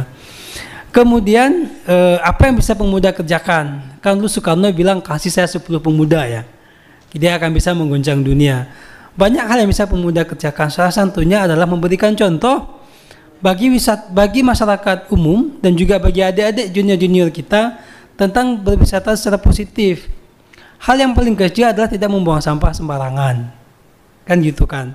Dan juga kita bijak dalam mengkonsumsi ataupun menggunakan fasilitas yang ada di sekitar kita. Kalau dari kita sendiri nggak seperti itu, gimana kita bisa memberikan contoh yang baik bagi orang lain? Misalnya saya, kenapa saya mesti bangun ngambil air minum tadi ke sana? Kan ada yang baru di sini kalau saya mau. Tapi yang sisa adalah mubazir, dan itu dosa kan? Coba kalau kita sendiri, misalnya kita pergi ke pantai, pesan Indomie 2 biji, mie instan dengan air kelapa, pergi sama pacar, makannya nggak habis karena gengsi. Ya nggak juga gitulah. Duduknya kalau sama pacar kalau nggak deket nggak boleh. Ya, nggak juga gitulah.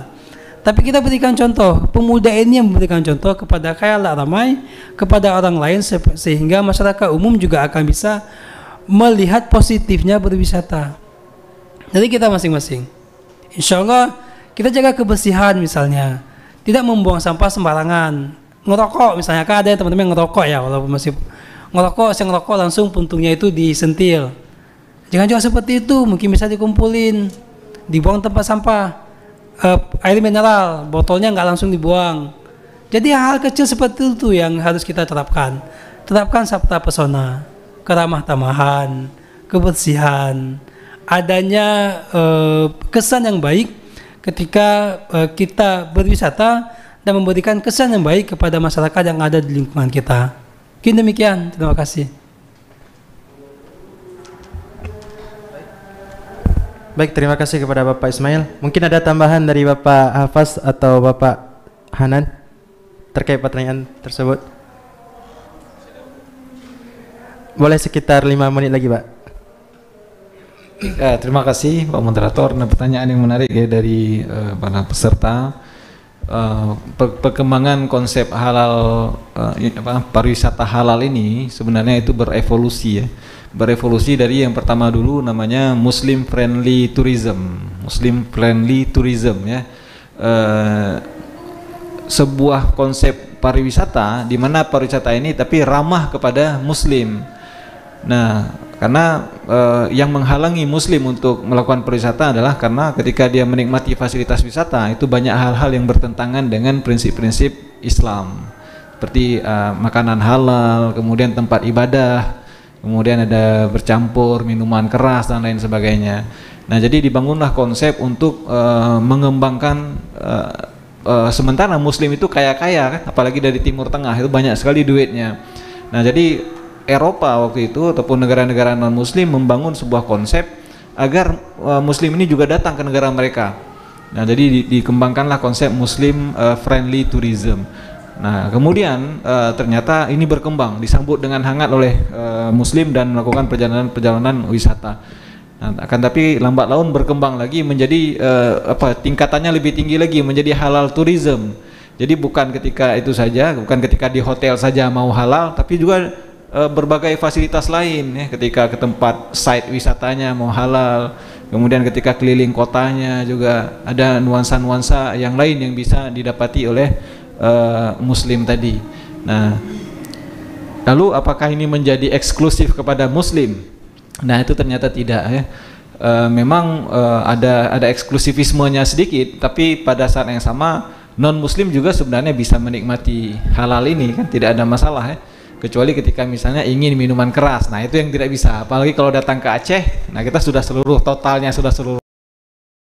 agak sedikit kewahan mereka untuk mendapatkan minuman keras ataupun party ataupun disko-disko itu, diskotik, itu nggak ada kalau di sini.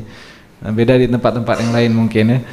Nah, tapi ya itu konsep yang unik yang kita tawarkan kepada pariwisata orang-orang di seluruh dunia untuk datang menikmati konsep halal ini. Mungkin demikian, dan insya Allah ini menjadi sesuatu yang kalau dalam ilmu ekonomi itu kan comparative advantage ya. Kita membangun nilai-nilai yang dimana ini bisa menjadi nilai jual dan daya saing kita dengan daerah-daerah yang lain. Nah, untuk Sumatera Utara mungkin demikian ya, tapi itu masalah sentimen saja saya pikir ya. Sentimen karena ini bawa halal ini muslim nih. Dibalas dengan sentimen yang lain ya. Nah, tapi itu sudah selesai karena Pak Gubernurnya sangat bijak ya dalam menanggapi ini dan bisa dibawa kembali konsep wisata tadi. Demikian, assalamualaikum warahmatullahi wabarakatuh. Waalaikumsalam warahmatullahi wabarakatuh. Mungkin Bapak Hanan ada tambahan? Terima kasih. Saya pikir dari Sumut tadi ya, kita kembali lakum dinukum waliyadin. Jadi karena negara Indonesia bukan negara Islam, mayoritas penduduk Islam, karena kan dalam Pancasila kita masih, artinya kita giring pun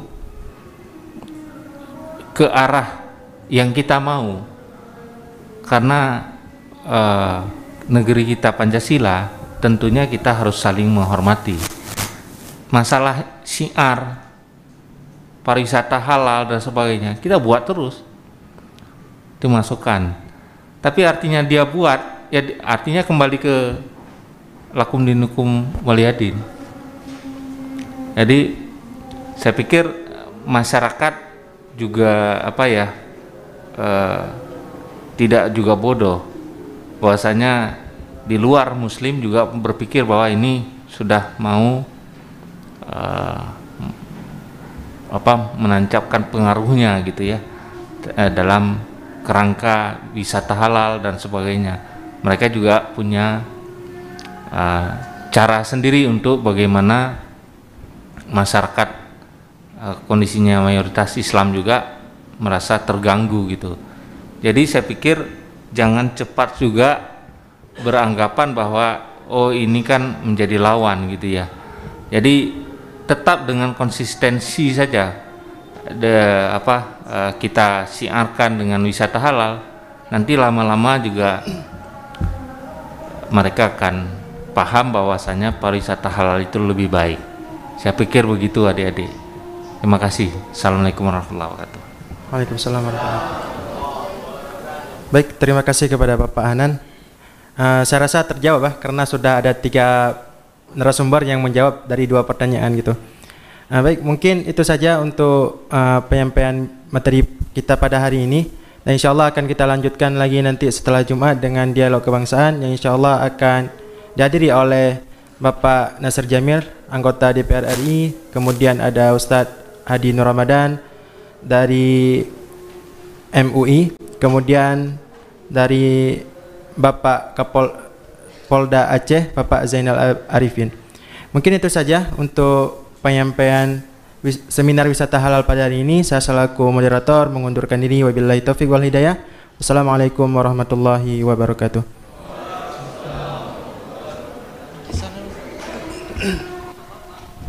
Baik, terima kasih kepada pemateri dan moderator. Selanjutnya kita masuk kepada sesi penyerahan bingkisan dan sertifikat.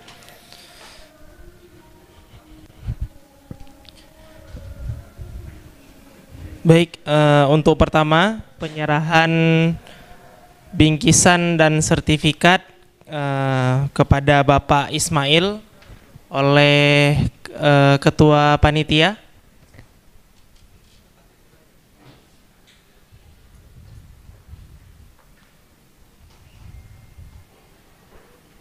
Baik, penyerahan bingkisan dan sertifikat kepada Bapak Ismail diserahkan oleh Ketua Umum LDK Arisalah kepada Amir Nizar, dipersilahkan.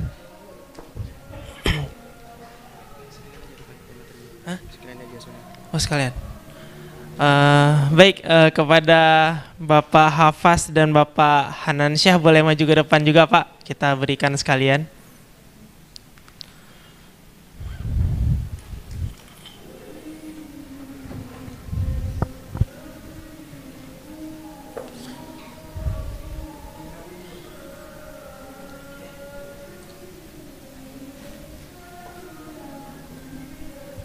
Ada sedikit cenderamata Pak, melambangkan wisata halal yang ada di Aceh.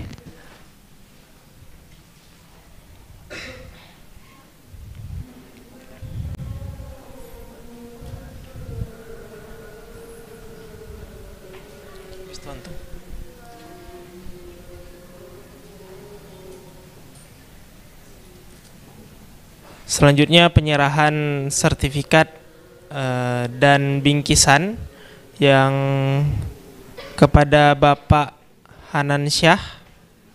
Sebentar kita foto bersama. Foto terlebih dahulu.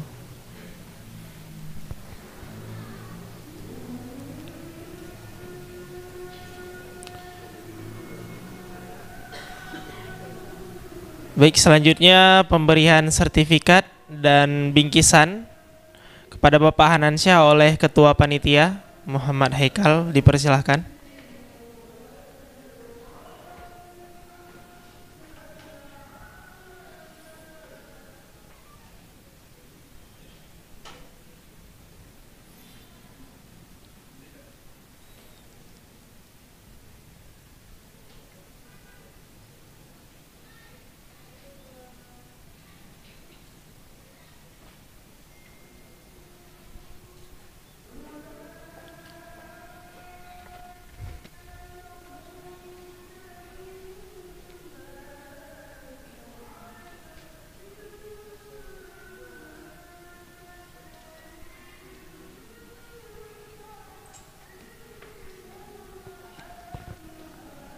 Baik, selanjutnya penyerahan bingkisan dan sertifikat kepada Bapak Hafaz oleh Puskomnas, perwakilan Puskomnas,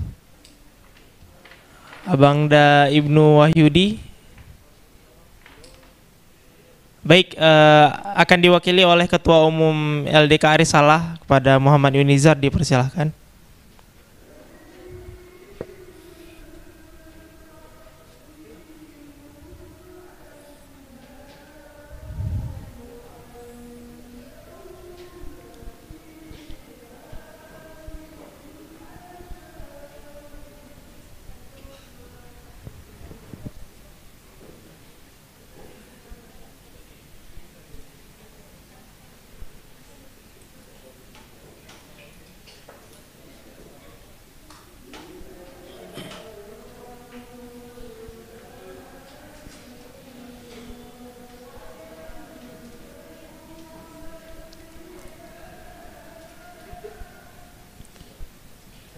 Baik, terima kasih kami ucapkan kepada pemateri hebat kita. Boleh sekali lagi teman-teman berikan tepuk tangan yang paling meriah untuk ketiga pemateri kita. Semoga produk wisata halal ini bisa terus kita kembangkan di Aceh dan Indonesia pada khususnya.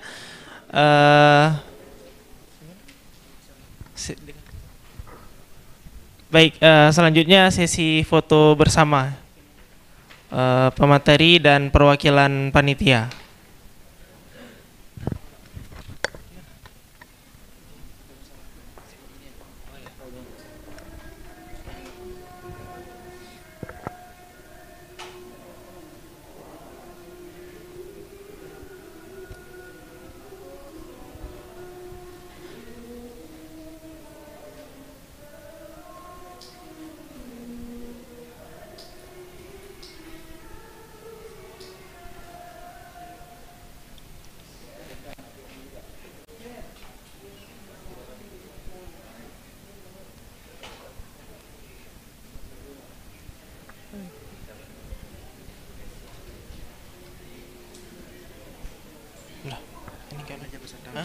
Apa? Hari ini aja peserta sholat Jumat.